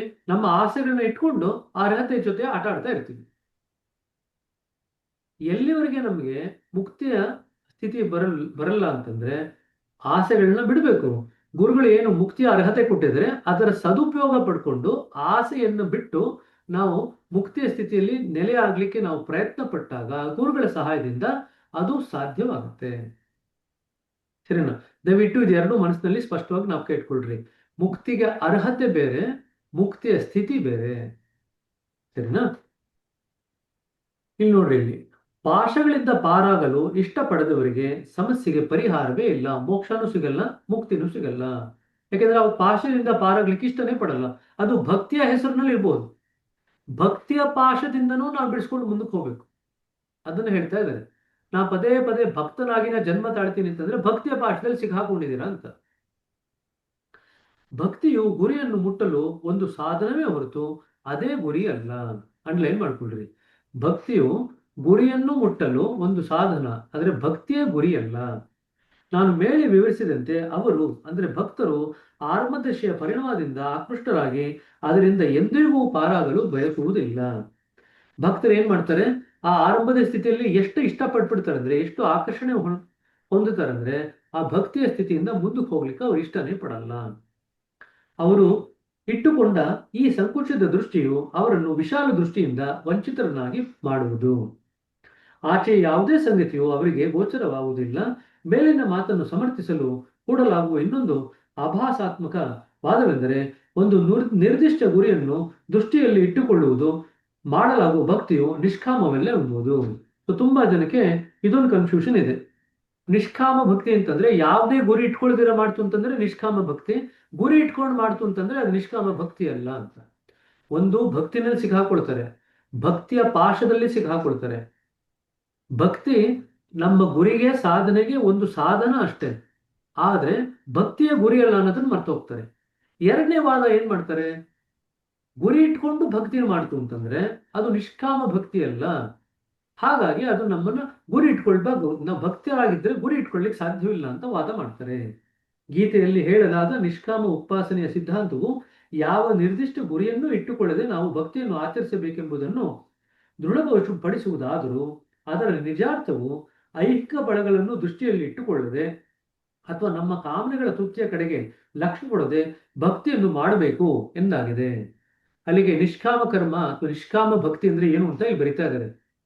ಗೀತೆಯಲ್ಲಿ ನಿಷ್ಕಾಮ ಭಕ್ತಿಯ ಬಗ್ಗೆ ಬರೆದಿದ್ರು ಕೂಡ ಅದರ ನಿಜವಾದಂತ ಅರ್ಥ ಏನು ಅಂತಂದ್ರೆ, ಐಹಿಕ ಫಲಗಳನ್ನು ದೃಷ್ಟಿಯಲ್ಲಿ ಇಟ್ಟುಕೊಳ್ಳದೆ, ಅಂದ್ರೆ ಈ ಪ್ರಾಪಂಚಿಕ ಫಲಗಳನ್ನು ಅಥವಾ ಮುಂದಿನ ಪ್ರಪಂಚದ ಫಲಗಳನ್ನು, ಐಹಿಕ ಅಂತಂದ್ರೆ ಎರಡೂ ಆಗುತ್ತೆ, ಈ ಎರಡೂ ಪ್ರಪಂಚಗಳ ಫಲಗಳನ್ನು ದೃಷ್ಟಿಯಲ್ಲಿ ಇಟ್ಟುಕೊಳ್ಳದೆ ನಮ್ಮ ಕಾಮನೆಗಳ ಆಸೆಗಳ ತೃಪ್ತಿಯ ಕಡೆಗೆ ಲಕ್ಷ್ಯ ಕೊಡದೆ ಭಕ್ತಿಯನ್ನು ಮಾಡಿದರೆ ಅದು ನಿಷ್ಕಾಮ ಕರ್ಮ ಅಥವಾ ನಿಷ್ಕಾಮ ಭಕ್ತಿ ಅಂತ ಬರೀತಾ ಇದ್ದಾರೆ. ಪಥಿಕರಿಗೆ ಅತ್ಯಗತ್ಯವಾಗಿ ಜೀವನದ ಗುರಿಯನ್ನು ಲಕ್ಷ್ಯದಲ್ಲಿ ಇಟ್ಟುಕೊಳ್ಳುವುದರಲ್ಲಿ ಅದು ನಮಗೆ ಅಡ್ಡಿ ಆಗುವುದಿಲ್ಲ. ಅಂದ್ರೆ ಪಥಿಕರು ಅಂತಂದ್ರೆ ನಿಜವಾದಂತ ಸಾಧಕರು, ನಿಜವಾದಂತ ಪಥದಲ್ಲಿರೋರು ಪಥಿಕರು. ಪಥಿಕರಿಗೆ ಅಂತಂದ್ರೆ ಆಧ್ಯಾತ್ಮಿಕ ಪಥದಲ್ಲಿ ಇರ್ತಕ್ಕಂಥವರಿಗೆ ಅತ್ಯಗತ್ಯವಾದ ಜೀವನದ ಗುರಿಯನ್ನು ಲಕ್ಷ್ಯದಲ್ಲಿ ಇಟ್ಟುಕೊಳ್ಳುವುದರಲ್ಲಿ ಅದು ನಮಗೆ ಅಡ್ಡಿ ಆಗುವುದಿಲ್ಲ. ನಾವು ಕಟ್ಟಕಡೆಗೆ ಯಾವುದನ್ನು ಸೇರಬೇಕಾಗಿದೆಯೋ ಆ ಸ್ಥಾನವೇ ಜೀವನದ ಗುರಿ ಅಲ್ಲದೆ ಬೇರಾವುದು ಅಲ್ಲ. ಅಂಡ್ಲೈನ್ ಮಾಡ್ಕೊಳ್ರಿ. ಇವಾಗ ಉತ್ತರ ಬರೀತಾ ಇದ್ದಾರೆ. ಕಟ್ಟ ಕಡೆಗೆ ನಾವು ಯಾವ ಸ್ಥಾನವನ್ನು ಸೇರಬೇಕೋ ಅದೇ ನಮ್ಮ ಜೀವನದ ಗುರಿ ಆಗ್ಬೇಕು. ಉತ್ತರ ಕೊಡ್ತಾ ಇದ್ದಾರೆ. ಜೀವನದ ಗುರಿ ಏನಾಗ್ಬೇಕು ಅಂತಂದ್ರೆ, ಕಟ್ಟ ಕಡೆಗೆ ನಾವು ಯಾವ ಸ್ಥಾನವನ್ನು ಸೇರಬೇಕೋ ಅದೇ ನಮ್ಮ ಜೀವನದ ಗುರಿ ಆಗಬೇಕು.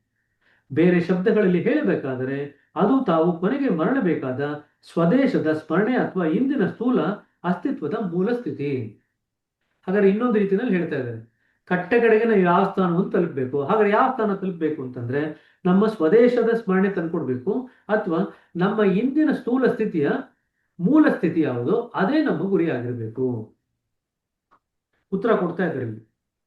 ನಮ್ಮ ಮನಸ್ಸಿನಲ್ಲಿ ನಾವು ಗಂತವ್ಯದ ಕಲ್ಪನೆಯನ್ನು ಜಾಗೃತವಾಗಿಟ್ಟುಕೊಂಡು ಅದಕ್ಕಾಗಿ ಕರ್ತವ್ಯವೆಂದು ಮಾತ್ರ ತಿಳಿದು ಭಕ್ತಿಯನ್ನು ಆಚರಿಸುವೆವು. ಅಂದ್ರೆ ನಮ್ಮ ಮನಸ್ಸಿನಲ್ಲಿ ಈ ಗುರಿಯನ್ನು ಇಟ್ಕೊಂಡು ಆ ಗುರಿಯೆಡೆಗೆ ಹೋಗ್ಲಿಕ್ಕೆ ಅದೇ ನಮ್ಮ ಕರ್ತವ್ಯ ಅಂತ ಅನ್ಕೊಂಡು ನಾವು ಪ್ರಯತ್ನ ಮಾಡ್ಲಿಕ್ಕೆ ಶುರು ಮಾಡ್ತೀವಿ. ಕರ್ತವ್ಯ ಅಂತಂದ್ರೆ ಗುರಿ. ನಮ್ಮ ಮನಸ್ಸಿನಲ್ಲಿ ನಾವು ಗಂತವ್ಯದ ಕಲ್ಪನೆಯನ್ನು, ಗುರಿಯ ಕಲ್ಪನೆಯನ್ನು ಇಟ್ಟುಕೊಂಡು ಅದಕ್ಕಾಗಿ ಕರ್ತವ್ಯವೆಂದು, ಇದು ನಮ್ಮ ಡ್ಯೂಟಿ ಅಂತ ಅನ್ಕೊಂಡು ಮಾತ್ರ ತಿಳಿದು ಭಕ್ತಿಯನ್ನು ಆಚರಿಸ್ತೀವಿ. ಭಕ್ತಿ ಯಾವ ಕಾರಣಕ್ಕೆ ಆಚರಿಸ್ತಾ ಇದ್ದೀವಿ? ಇದು ನಮ್ಮ ಆ ಗುರಿ ಎಡೆಗೆ ಹೋಗ್ಬೇಕಾಗಿರೋದು ನಮ್ಮ ಡ್ಯೂಟಿ ಅಥವಾ ನಮ್ಮ ಕರ್ತವ್ಯ. ಹಾಗಾಗಿ ನಾವು ಭಕ್ತಿ ಆಚರಣೆಯನ್ನು ಮಾಡ್ತಾ ಇದ್ದೀವಿ. ಕರ್ತವ್ಯಕ್ಕಾಗಿ ಕರ್ತವ್ಯ ನಿಸ್ಸಂದೇಹವಾಗಿ ನಿಷ್ಕಾಮ ಕರ್ಮವಾಗಿದೆ ಹಾಗೂ ನಮ್ಮ ಜೀವನದ ಗುರಿಯನ್ನು ಸಾಧಿಸುವುದು ನಮ್ಮ ಅತ್ಯವಶ್ಯಕ ಕರ್ತವ್ಯವಾಗಿದೆ. ಅಂಡರ್ಲೈನ್ ಮಾಡ್ಕೊಳ್ರಿ. ತುಂಬಾ ಜನ ಕರ್ತವ್ಯಕ್ಕಾಗಿ ಕರ್ತವ್ಯ ಮಾಡಬೇಕು, ಹಾಗಾಗಿ ಗುರಿ ಇಟ್ಕೋಬಾರ್ದು ಅಂತ ಹೇಳ್ತಾರೆ. ಅರೆ, ನಮ್ಮ ಜೀವನದ ಸಾಧನೆ ಮಾಡ್ಕೋಬೇಕಾದ್ರೆ ಅದೇ ನಮ್ಮ ಜೀವನದ ಗುರಿ, ಅದು ನಮ್ಮ ಕರ್ತವ್ಯ ಕೂಡ. ನಮ್ಮ ಕೆಲಸನ ನಾವು ಮಾಡ್ಕೋಬೇಕಾಗಿರೋದು ನಮ್ಮ ಕರ್ತವ್ಯ. ಬೇರೆಯವ್ರಿಗೋಸ್ಕರ ಕಾಯ್ತಾ ಕೂತಿದ್ರೆ ಪ್ರಯೋಜನ ಇಲ್ಲ. ನಮ್ಮ ಜೀವನದ ಗುರಿಯನ್ನು ಮುಟ್ಲಿಕ್ಕೆ ಪ್ರಯತ್ನ ಪಡಬೇಕಾಗಿರೋದು ನಮ್ಮ ಕರ್ತವ್ಯ. ಹಾಗಾಗಿ ಅದು ನಿಷ್ಕಾಮದ ಕರ್ಮದಿಂದ ನಮ್ಮನ್ನೇನು ಯಾವುದೇ ರೀತಿಯಲ್ಲಿ ವಿಚಲಿತರನ್ನಾಗಿ ಮಾಡುವುದಿಲ್ಲ. ಇದಿಷ್ಟು ಕೂಡ ಇದು ನಿಮಗೆ ಕೆಲವು ಸತಿ ಪ್ರಶ್ನೆ ಬರುತ್ತೆ ನಿಮಗೆ ಪರೀಕ್ಷೆನಲ್ಲಿ. ನಿಷ್ಕಾಮ ಕರ್ಮದ ಬಗ್ಗೆ ಬಾಬುಜಿ ಅವರು ಏನು ಹೇಳ್ತಾರೆ? ಐಹಿಕ ಫಲಗಳನ್ನು ದೃಷ್ಟಿಯಲ್ಲಿ ಇಟ್ಟುಕೊಳ್ಳದೆ ನಮ್ಮ ಕಾಮನೆಗಳ ತೃಪ್ತಿಯ ಕಡೆಗೆ ಲಕ್ಷ್ಯ ಕೊಡದೆ ಭಕ್ತಿಯನ್ನು ಮಾಡುವುದೇ ನಿಷ್ಕಾಮ ಕರ್ಮ ಅಥವಾ ನಿಷ್ಕಾಮ ಭಕ್ತಿ. ಜೀವನದ ಗುರಿಯ ಕಡೆಗೆ ಹೋಗ್ಬೇಕಾಗಿರ್ತಕ್ಕಂಥದ್ದು ನಮ್ಮ ಪ್ರಮುಖ ಕರ್ತವ್ಯ. ನಾವು ಜೀವನದ ಗುರಿನೇ ನಾವು ನಿಗದಿ ಮಾಡಲಿಲ್ಲ ಅಂತಂದ್ರೆ ಆ ಒಂದು ಕರ್ತವ್ಯವನ್ನು ಪಾಲನೆ ಮಾಡಲಿಕ್ಕೆ ನಮಗೆ ನಾವು ಶಕ್ಯರಾಗಲ್ಲ. ಹಾಗಾದ್ರೆ ಜೀವನದ ಗುರಿ ಅಂತ ಏನಂತ ಬರೀತಾ ಇದ್ದಾರೆ? ಕಟ್ಟ ಕಡೆಗೆ ನಾವು ಯಾವುದನ್ನು ಸೇರಬೇಕೋ ಆ ಸ್ಥಾನವೇ ಜೀವನದ ಗುರಿ. ಇದು ಮೊದಲನೇ ಉತ್ತರ. ಎರಡನೇದು ನಮ್ಮ ಸ್ವದೇಶದ ಸ್ಮರಣೆ ಅಥವಾ ಇಂದಿನ ನಮ್ಮ ಸ್ಥೂಲ ಸ್ಥಿತಿಯ ಹಿಂದಿನ ಮೂಲ ಸ್ಥಿತಿ. ಮೂರು ಉತ್ತರ ಕೊಡ್ತಿದ್ದಾರೆ, ಮೂರು ಒಂದೇನೆ. ನಮ್ಮ ಸ್ವದೇಶದ ಸ್ಮರಣೆ ಅಂತಂದ್ರೆ ಭಗವಂತನ ರಾಜ್ಯದಲ್ಲಿ ಇದ್ದೀವಿ, ನಾವು ಮತ್ತೆ ಭಗವಂತನ ರಾಜ್ಯಕ್ಕೆ ಹೋಗ್ಬೇಕು, ಅದು ಒಂದು. ಎರಡನೇದು ನಮ್ಮ ಜೀವನದ ಕಟ್ಟ ಕಡೆಗೆ ನಾವು ಯಾವ ಒಂದು ಸ್ಥಾನವನ್ನು ತಲುಪಬೇಕೋ ಅದೇ ನಮ್ಮ ಜೀವನದ ಗುರಿ, ಅದು ಎರಡನೇದು. ಮೂರನೇದು ನಮ್ಮ ಇಂದಿನ ಸ್ಥೂಲ ಸ್ಥಿತಿಯ ಹಿಂದೆ ಇರತಕ್ಕಂಥ ಮೂಲ ಸ್ಥಿತಿ. ಮೂರು ಕೂಡ ಒಂದನ್ನೇ ಇಂಡಿಕೇಟ್ ಮಾಡುತ್ತೆ, ಅದೇ ನಮ್ಮ ಜೀವನದ ಗುರಿ ಅಂತ ಉತ್ತರ ಕೊಡ್ತಾ ಇದ್ದಾರೆ. ಸರಿನಾ? ಸರಿ, ಇಲ್ಲಿಗೆ ನಿಲ್ಸೋಣಂತೆ. ಇಲ್ಲಿಂದ ನಾಳೆ ಕಂಟಿನ್ಯೂ ಮಾಡೋಣ. ಏನಾದ್ರು ಪ್ರಶ್ನೆಗಳಿದ್ರೆ ಕೇಳಿ. ಸೊ ಭಕ್ತಿಯೇ ನಮ್ಮ ಜೀವನದ ಗುರಿ ಅಲ್ಲ. ನಮ್ಮ ಜೀವನದ ಗುರಿಯನ್ನ ಸಾಧನೆ ಮಾಡಬೇಕಾದ್ರೆ ಭಕ್ತಿ ಅನ್ನೋದು ಒಂದು ಸಾಧನ, ಭಕ್ತಿ ನಮ್ಮ ಗುರಿ ಅಲ್ಲ, ನಾವು ಕೆಟ್ಬೇಕು. ಸರಿನಾ? ನಿಷ್ಕಾಮ ಭಕ್ತಿ ಅಂತಂದ್ರೆ ಗುರಿ ಇಲ್ದೇ ಇರತಕ್ಕಂಥ ಭಕ್ತಿ ಅಂತಲ್ಲ. ಐಹಿಕ ಫಲಗಳದ್ದು ಮನಸ್ಸಿನಲ್ಲಿ ಇಟ್ಕೊಂಡು ಅಥವಾ ಬೇರೆ ರೀತಿಯಾದಂಥ ಕಾಮನೆಗಳನ್ನ ಪೂರ್ತಿ ಮಾಡ್ಲಿಕ್ಕೋಸ್ಕರ ಮನಸ್ಸಿನಲ್ಲಿ ಇಟ್ಕೊಂಡು ಮಾಡದೇ ಇರತಕ್ಕಂಥ ಭಕ್ತಿನ ನಾವು ನಿಷ್ಕಾಮ ಭಕ್ತಿ ಅಥವಾ ನಿಷ್ಕಾಮ ಕರ್ಮ ಅಂತ ಕರಿತೀವಿ. ಆದ್ರೆ ನಮ್ಮ ಜೀವನದ ಗುರಿಯನ್ನ ಸಾಧನೆ ಮಾಡ್ಕೋಬೇಕಾಗಿರೋದು ನಮ್ಮ ಪ್ರಥಮ ಕರ್ತವ್ಯ, ಮುಖ್ಯ ಕರ್ತವ್ಯ ಅದೇ ಆಗಿದೆ. ಸರಿನಾ? ಸೊ ಜೀವನದ ಗುರಿ ಬಗ್ಗೆ ಯೋಚನೆ ಮಾಡ್ಬೇಕಾದ್ರೆ ಸಾಮಾನ್ಯವಾಗಿ ಜನಗಳು ಯಾವ್ಯಾವ ರೀತಿಯಲ್ಲಿ ಯೋಚನೆ ಮಾಡ್ತಾರೆ ಅದನ್ನೆಲ್ಲ ಬಾಬೂಜಿ ಅವರು ಬಿಡಿಸಿಟ್ಟಿದ್ದಾರೆ. ಕೆಲವರು ಏನ್ ಅನ್ಕೊಳ್ತಾರೆ, ಜಾಸ್ತಿ ಸುಖ ಮಾಡ್ಕೋಬೇಕು ಅಂತ ಅನ್ಕೊಳ್ತಾರೆ. ಇನ್ ಕೆಲವರು ಏನ್ ಮಾಡ್ಕೊಳ್ತಾರೆ, ಜೀವನದಲ್ಲಿ ಇರ್ತಕ್ಕಂಥ ಕಷ್ಟಗಳೆಲ್ಲ ಕಡಿಮೆ ಆಯ್ತು ಅಂತಂದ್ರೆ ಸಾಕಪ್ಪ ಅಂತ ಅನ್ಸುತ್ತೆ, ಅದು ಜೀವನದ ಗುರಿ ಆಗುತ್ತೆ. ಮತ್ತೊಂದು ಸ್ತರದಲ್ಲಿ ಏನಾಗುತ್ತೆ, ಕಷ್ಟ ಕಾರ್ಪಣ್ಯಗಳೆಲ್ಲ ಕಡಿಮೆ ಆಗ್ಲಿ, ಸುಖ ಜಾಸ್ತಿ ಆಗ್ಲಿ ಅಂತ ಅನ್ಸುತ್ತೆ. ಇನ್ನೊಂಚೂರು ಮುಂದಕ್ಕೆ ಹೋಯ್ತು ಅಂತಂದ್ರೆ ನನಗೆ ಸ್ವರ್ಗ ಸಿಕ್ಲಿ, ಶಾಶ್ವತವಾದಂತ ಆನಂದ ಸಿಕ್ಲಿ. ಅವ್ರಿಗೆ ಶಾಶ್ವತವಾದಂತ ಆನಂದ ಅಂದ್ರೆ ಸ್ವರ್ಗಕ್ಕೆ ಹೋದ್ರೆ ಅಥವಾ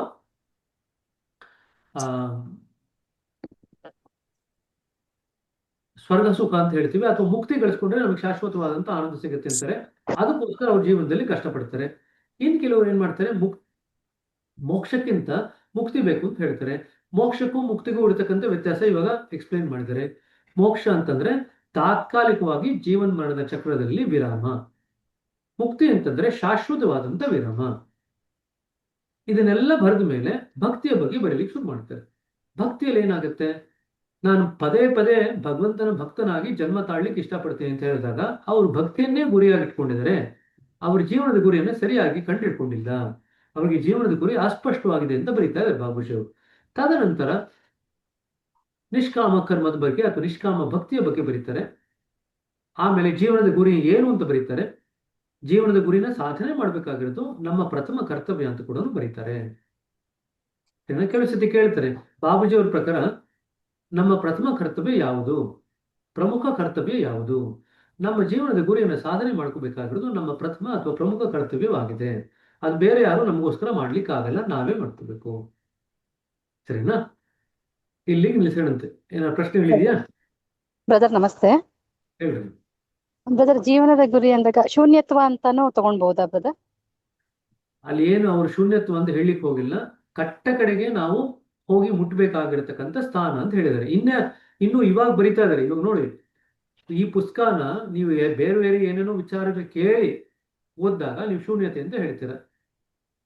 ನಿಮ್ಗೆ ಏನೋ ಗೊತ್ತಿಲ್ಲ ಅಂತ ಇಟ್ಕೊಳ್ರಿ, ಮೊದಲ ಬಾರಿಗೆ ಈ ಪುಸ್ತಕ ಓದ್ತಾ ಇದ್ದೀರಾ, ಅವಾಗ ನೀವು ಶೂನ್ಯತೆ ಕಾನ್ಸೆಪ್ಟ್ ಕೊಡ್ಲಿಕ್ಕೆ ಆಗಲ್ಲ. ಯಾಕೆಂದ್ರೆ ಅದ್ರ ಬಗ್ಗೆ ಏನು ಗೊತ್ತಿಲ್ಲ ಅವ್ರಿಗೆ. ಅದಕ್ಕೆ ಬಾಬೂಜಿ ಅವ್ರು ಏನ್ ಬರೀತಿದ್ದಾರೆ, ಸುಮ್ಮನೆ ಏನ್ ಬರೀತಾರೆ, ಕಟ್ಟ ಕಡೆಗೆ ನಾವು ಹೋಗಿ ಮುಟ್ಬೇಕಾಗಿರ್ತಕ್ಕಂಥ ಸ್ಥಾನ ಏನಿದೆ ಅದು ಗುರಿ ಅಂತ ಬರೀತಾ ಇದ್ದಾರೆ. ಆ ಗುರಿ ಬಗ್ಗೆ ವಿವರಣೆ ಇನ್ನೂ ಕೊಟ್ಟಿಲ್ಲ ಅವರು, ಅದು ಮುಂದಕ್ಕೆ ಬರುತ್ತೆ. ಇದು ನೀವು ಎಲ್ಲೆಲ್ಲೋ ಏನೇನೋ ಕೇಳ್ಕೊಂಡಿದ್ದೀರಲ್ವಾ, ಅದನ್ನೆಲ್ಲ ಕೇಳಿರೋದನ್ನೆಲ್ಲ ಇವಾಗ ತಾತ್ಕಾಲಿಕವಾಗಿ ಪಕ್ಕಕ್ಕಿಡ್ರಿ, ಬದಿಗಿಟ್ಟಿರಿ. ಬಾಬೂಜಿ ಅವ್ರು ಏನ್ ಹೇಳ್ತಿದ್ದಾರೆ ಅದ್ರ ಪ್ರಕಾರ ನೋಡ್ರಿ ಸಾಕು. ಕಟ್ಟ ಕಡೆಗೆ ಮುಟ್ಬೇಕಾಗಿರತಕ್ಕಂಥ ಸ್ಥಾನ ನಮ್ಮ ಜೀವನದ ಗುರಿ ಅಂತ ಹೇಳ್ತಾ ಇದೆ. ಆ ಸ್ಥಾನ ಏನು, ಆ ಸ್ಥಾನದ ಸ್ವರೂಪ ಏನು, ಅಲ್ಲಿ ಏನಿದೆ, ಅದ್ರ ಬಗ್ಗೆ ಏನು ಹೇಳ್ತಾ ಇಲ್ಲ ಇನ್ನು. ಅದು ಮುಂದಕ್ಕೆ ಬರುತ್ತೆ. ಸರಿನಾ? Brother okay brother, thank you. Brother ಧರ್ಮ ಚಾಪ್ಟರ್ ಸ್ಲೈಡ್ಸ್ ಅಲ್ಲಿ ಕ್ವಶನ್ ಬಂದಿದೆ ರೀ. ಧರ್ಮದ ಮೂಲ ಯಾವುದು ಅಂತ ಫಸ್ಟ್ ಕ್ವಶನ್ ಇದೆ. ಆಮೇಲೆ 3ನೇ ಕ್ವಶನ್ ಧರ್ಮದ ಮೂಲಭೂತ ಆಧಾರವೇನು? ನಂಗೆ ಕನ್ಫ್ಯೂಸ್ ಆಗ್ತಾ ಇದೆ ರೀ. ಧರ್ಮದ ಮೂಲ ವಿಶ್ವ ಪ್ರೈಮರಿ, ಧರ್ಮದ ಪ್ರಶ್ನೆ ಮೂಲಭೂತ ಆಧಾರವೇನು? ಒಂದ್ ನಿಮಿಷ. ಯಾವ್ಯಾವ್ದೋ ಪ್ರಶ್ನೆ ಎಲ್ಲೆಲ್ಲೋ ಕ್ವಶನ್ ಪೇಪರ್ ಬಂದಿರೋದು ದಯವಿಟ್ಟು ಇಲ್ಲಿ ಕೇಳಬೇಡಿ, ಬೇಡ್ರಿ. ಓಕೆ ಅಲ್ವಾ? ಅದ್ರ ಬದಲಿಗೆ ನೀವು ನನಗೆ ಮೆಸೇಜ್ ಮಾಡ್ತು ಅಂತಂದ್ರೆ ಅದನ್ನ ನೋಡ್ಲಿಕ್ಕೆ, ಸ್ವಲ್ಪ ಮಡ್ಲಿಕ್ಕೆ, ಪರಾಮರ್ಶೆ ಮಾಡ್ಲಿಕ್ಕೆ ಅವಕಾಶ ಆಗುತ್ತೆ. ಎಲ್ಲಿಂದ ತಗೊಂಡಿದ್ದಾರೆ ಅದನ್ನ ನೋಡ್ಕೊಂಡು ನಿಮ್ಗೆ ಕರೆಕ್ಟ್ ಆಗಿ ಉತ್ತರ ಹೇಳ್ಬೋದು. ಇದು ನೀವು ಸ್ಲೈಡ್ಸ್ ಸುಮ್ನೆ ಒಂದ್ಸತಿ ಇಲ್ಲಿ ಬಂದು ಹೇಳಿದ್ರೆ ಅಲ್ಲಿ ಎಲ್ಲಿಂದ, ಯಾವ ಪುಸ್ತಕದಿಂದ, ಯಾವ ಒಂದು ಆಧಾರದಲ್ಲಿ ತಗೊಂಡಿದ್ದಾರೆ ಅದು ನಮ್ಗೆ ಗೊತ್ತಾಗಲ್ಲ. ಸುಮ್ಮನೆ ನಾವು ಯಾವುದೋ ದೃಷ್ಟಿಕೋನದಲ್ಲಿ ಉತ್ತರ ಕೊಡೋ ಬದಲಿಗೆ ನಿಮಗೆ ಪತ್ರಿಕೆಯಲ್ಲಿ, ಪ್ರಶ್ನೆ ಪತ್ರಿಕೆಯಲ್ಲಿ ಪುಸ್ತಕದಿಂದನೇ ಉತ್ತರ ಕೊಟ್ಟಿರ್ತಕ್ಕಂಥ ಉತ್ತರನೇ ಬರೀಬೇಕು ಅಂತ ಹೇಳ್ತಾರೆ. ಹಾಗಾಗಿ ನೀವು ಈ ರೀತಿ ಆದಂತ ಪ್ರಶ್ನೆಗಳು ಯಾವ್ದಿತ್ತು ಅಂತಂದ್ರೆ ನನಗೆ ಮೆಸೇಜ್ ಮಾಡಿ, ಇಲ್ಲಿ ಕೇಳ್ಬೇಡಿ. ಇದನ್ನ ಮುಂಚೆನೂ ಒಂದೆರಡು ಸತಿ ಮಾಡಿದ್ದಾರೆ, ಹಿಂಗ್ ಮಾಡ್ಬೇಡಿ. ಸರಿನಾ? ಓಕೆ ಇಲ್ಲಿ ಬ್ರದರ್ ನಮಸ್ತೆ ಬ್ರದರ್. ಇದು ಹೇಳಿ. 6ನೇ ಪಾಯಿಂಟ್ ಮುಕ್ತಿಯ ಸ್ಥಿತಿ ಅಂದ್ರಲ್ಲ ಬ್ರದರ್, ಅದು ಮುಕ್ತಿಯ ಸ್ಥಿತಿನ ಇಲ್ಲಾಂದ್ರೆ ಮುಕ್ತಿಗೆ ಅದು ರೀಚ್ ಆಗಿದ್ದೀವಿ ಅಂತನ್ನ ಏನಂತ ಗೊತ್ತಾಗ್ಲಿಲ್ಲ ಬ್ರದರ್. ಅಲ್ಲಿಗೆ ಬಂದ್ರೂ ಕೂಡ ನೀವು ಆಸೆಗಳ ಪಾಶದಿಂದ ನೀವು ಬಿಡಿಸ್ಕೊಳ್ಳಿಲ್ಲ ಅಂತಂದ್ರೆ ಮುಕ್ತಿಯ ಸ್ಥಿತಿನಲ್ಲಿ ನೀವು ನೆಲೆ ನಿಂತಿಲ್ಲ ಅಂತ ಅರ್ಥ ಆಯ್ತಾ? ಅಲ್ಲಿ ಬಂದಿದ್ದ ಎಕ್ಸಾಮಿನೇಷನ್ ಬರೀಲಿಕ್ಕೆ ನಿಮ್ ಪ್ರಿನ್ಸಿಪಾಲ್ ಹಾಲ್ ಟಿಕೆಟ್ ಕೊಟ್ಟಿದ್ದಾರೆ, ನೀವು ಎಕ್ಸಾಮಿನೇಷನ್ಗೆ ತಯಾರ ಹೋಗಿದ್ದೀರಾ, ಪರೀಕ್ಷೆ ಬರೆದಿದ್ದೀರಾ. ಆದ್ರೆ ಪರೀಕ್ಷೆ ಸರಿಯಾಗಿ ಮಾಡ್ಲಿಲ್ಲ ಅಂತಂದ್ರೆ ನೀವು ಪಾಸ್ ಆಗ್ತೀರಾ ಅಂತ ಗ್ಯಾರಂಟಿ ಏನಿಲ್ಲ. ಪರೀಕ್ಷೆ ಅಟೆಂಡ್ ಆಗಿದ ತಕ್ಷಣ ನೀವು ಪಾಸ್ ಆಗ್ತೀರಾ ಅಂತ ಗ್ಯಾರಂಟಿ ಏನಾದ್ರು ಇದೆಯಾ? ಇಲ್ಲ ಅಲ್ವಾ? ಚೆನ್ನಾಗಿ ಬರ್ದಿದ್ರೆ ಪಾಸ್ ಆಗ್ತೀವಿ. ಚೆನ್ನಾಗಿ ಮಾಡಿದ್ರೆ ಪಾಸ್ ಆಗ್ತೀರಾ, ಹೌದಾ ಇಲ್ಲ? ಸೊ ಆಧ್ಯಾತ್ಮಿಕದ ಪರೀಕ್ಷೆನಲ್ಲಿ ಚೆನ್ನಾಗಿ ಏನ್ ಮಾಡ್ಬೇಕು ಅಂದ್ರೆ ಆಸೆಗಳ ಪಾಶದಿಂದ ನಮ್ಮನ್ನು ನಾವು ಬಿಡಿಸ್ಕೊಂಡಿದ್ರೆ ಪಾಸ್ ಆಗ್ತೀವಿ, ಇಲ್ದ್ರೆ ಪಾಸ್ ಆಗಲಿ. ಅಂದ್ರೆ ಮತ್ತೆ ಮುಂದಕ್ಕೂ ಜರ್ನಿ ಇದೆ ಅಲ್ಲ ಬ್ರದರ್, 6ರಿಂದ ಮುಂದಕ್ಕೂ ಜರ್ನಿ ಇದೆ ಅಲ್ವಾ? ಮುಕ್ತಿಯಿಂದ ಮುಂದಕ್ಕೆ ಗುರುಗಳು ನಮ್ಮನ್ನ ಕರ್ಕೊಂಡು ಹೋಗ್ತಾರೆ ಅನ್ನೋದನ್ನ ಎಲ್ಲ ಒಂದ್ ಕಡೆ ಓದಿದೀವಲ್ಲ, ನೀವು ಅದನ್ನ ಎಲ್ಲಿವರೆಗೂ ಆದ್ರೂ ಹೋಗಿ ಆಸೆಗಳು ಜಾಸ್ತಿ ಇಟ್ಕೊಂಡಿರೋವರೆಗೂ ಕೂಡ ಮತ್ತೆ ವಾಪಸ್ ಬಂದೇ ಬರ್ತೀರಾ. Okay brother, thank you. ನೀವು ಎಲ್ಲಿಗಾದ್ರೂ ಹೋಗಿ 8ನೇ ಪಾಯಿಂಟ್ಗೆ ಹೋಗಿರಿ, ಅಲ್ಲೂ ಹೋದಾಗ ಆಸೆಗಳು ಜಾಸ್ತಿ ಇಟ್ಕೊಂಡಿದ್ರೆ ವಾಪಸ್ ಬರ್ತೀರಾ. ಸರಿ ಬ್ರದರ್. ಸಾಮಾನ್ಯವಾಗಿ ನಾವ್ ಏನ್ ಅನ್ಕೊಳ್ತೀವಿ ಅಂತಂದ್ರೆ ಒಂದಿಷ್ಟು ವಯಸ್ಸಿಗೆ ಬಂದಿದ್ದಾರೆ ಅಂದ್ರೆ ಒಂದಿಷ್ಟಾದ್ರೂ ಬುದ್ಧಿ ಬೆಳೆದಿರುತ್ತೆ, ಸ್ವಲ್ಪ ಮಟ್ಟಿಗೆ ಪ್ರಭುತ್ವ ಬಂದಿರುತ್ತೆ ಅಂತ ಅನ್ಕೊಳ್ತೀವಲ್ಲ, ಪ್ರಬುದ್ಧತೆ ಬಂದಿರುತ್ತೆ ಅಂತ ಅನ್ಕೊಳ್ತೀವಲ್ಲ ವಯಸ್ಸಿನ ಪ್ರಕಾರ. ಆದ್ರೆ ಎಷ್ಟೋ ಜನಗಳನ್ನ ನೋಡ್ತೀರಾ ವಯಸ್ಸಿನ ಪ್ರಕಾರ ಅವ್ರಿಗೆ ಪ್ರಬುದ್ಧತೆ ಬಂದಿರುತ್ತಾ, ಮೆಚುರಿಟಿ ಬಂದಿರುತ್ತಾ ಎಲ್ರಿಗೂ? ಇಲ್ಲ ಬ್ರದರ್. ಇಲ್ಲ ಅಲ್ವಾ? ವಯಸ್ಸಾಗಿರುತ್ತೆ ಆದ್ರೆ ಮೆಚುರಿಟಿ ಬಂದಿರಲ್ಲ ಅಲ್ವಾ? ಹೌದು ಬ್ರದರ್. ಅದೇ ರೀತಿಯಾಗಿ ಆಧ್ಯಾತ್ಮದಲ್ಲಿ ಪ್ರಯಾಣ ಮಾಡಿರ್ತಾರೆ ತಕ್ಕ ಮಟ್ಟಿಗೆ, ಆದ್ರೆ ಅದರಿಂದ ಬರಬೇಕಾಗಿರ್ತಕ್ಕಂಥ ಪ್ರಬುದ್ಧತೆ ಇನ್ನೂ ಬಂದಿರಲ್ಲ. ಆ ಪ್ರಬುದ್ಧತೆ ಬರಲಿಲ್ಲ ಅಂತಂದ್ರೆ ಮತ್ತೆ ವಾಪಸ್ ಬರ್ತೀವಿ. ಸರಿ ಗೊತ್ತಾಯ್ತು? Okay brother, thank you. ಆಯ್ತು, ಸರಿ. 8:25 ಆಯ್ತು, ಸ್ವಲ್ಪ ಜಾಸ್ತಿನೇ ಹೊತ್ತಾಯ್ತು ಇವತ್ತು. ಎಲ್ರಿಗೂ ಕೂಡ ಮನೆಯಲ್ಲಿ ಕೆಲಸ ಕಾರ್ಯಗಳಿದೆ ಅಂತ ಅನ್ಕೊಳ್ತೀನಿ. ಪಾಪ ನೀವೆಲ್ಲ ಬೆಳಿಗ್ಗೆ ಎದ್ದು ಸಮಯ ಕೊಟ್ಟು ಬಂದಿರ್ತೀರಿ. ಇಲ್ಲಿಗೆ ನಿಲ್ಲಿಸೋಣ. ನಾಳೆ ಯಥಾ ಪ್ರಕಾರ ಮುಂದಿನ ಹಂತಕ್ಕೆ ಹೋಗೋಣಂತೆ. ಯಾರಿಗಾನು ಪ್ರಶ್ನೆಗಳಿತ್ತು, ಪ್ರಶ್ನೆ ಪತ್ರಿಕೆಯಲ್ಲಿ ಬಂದಿರತಕ್ಕಂಥ ಪ್ರಶ್ನೆಗಳು ಯಾವ್ದಿತ್ತು ಅಂತಂದ್ರೆ ನನಗೆ ಸಪರೇಟ್ ಆಗಿ ಮೆಸೇಜ್ ಮಾಡ್ರಿ, ಅದನ್ನ ನೋಡಿ ಆಮೇಲೆ ನಿಮಗೆ ಏನ್ ಮಾಡಬೇಕು ಅಂತ ಹೇಳ್ತೀವಿ. ಸರಿನಾ? ಆಯ್ತು ಕಣ್ರಿ, ಎಲ್ರಿಗೂ ಶುಭ ದಿವಸ. ನಾಳೆ ಬೆಳಗ್ಗೆ ಯಥಾ ಪ್ರಕಾರ ಸಿಗೋಣ. ಸರಿನಾ? ನಮಸ್ತೆ. Thank you, brother. Thank you, brother. Thank you.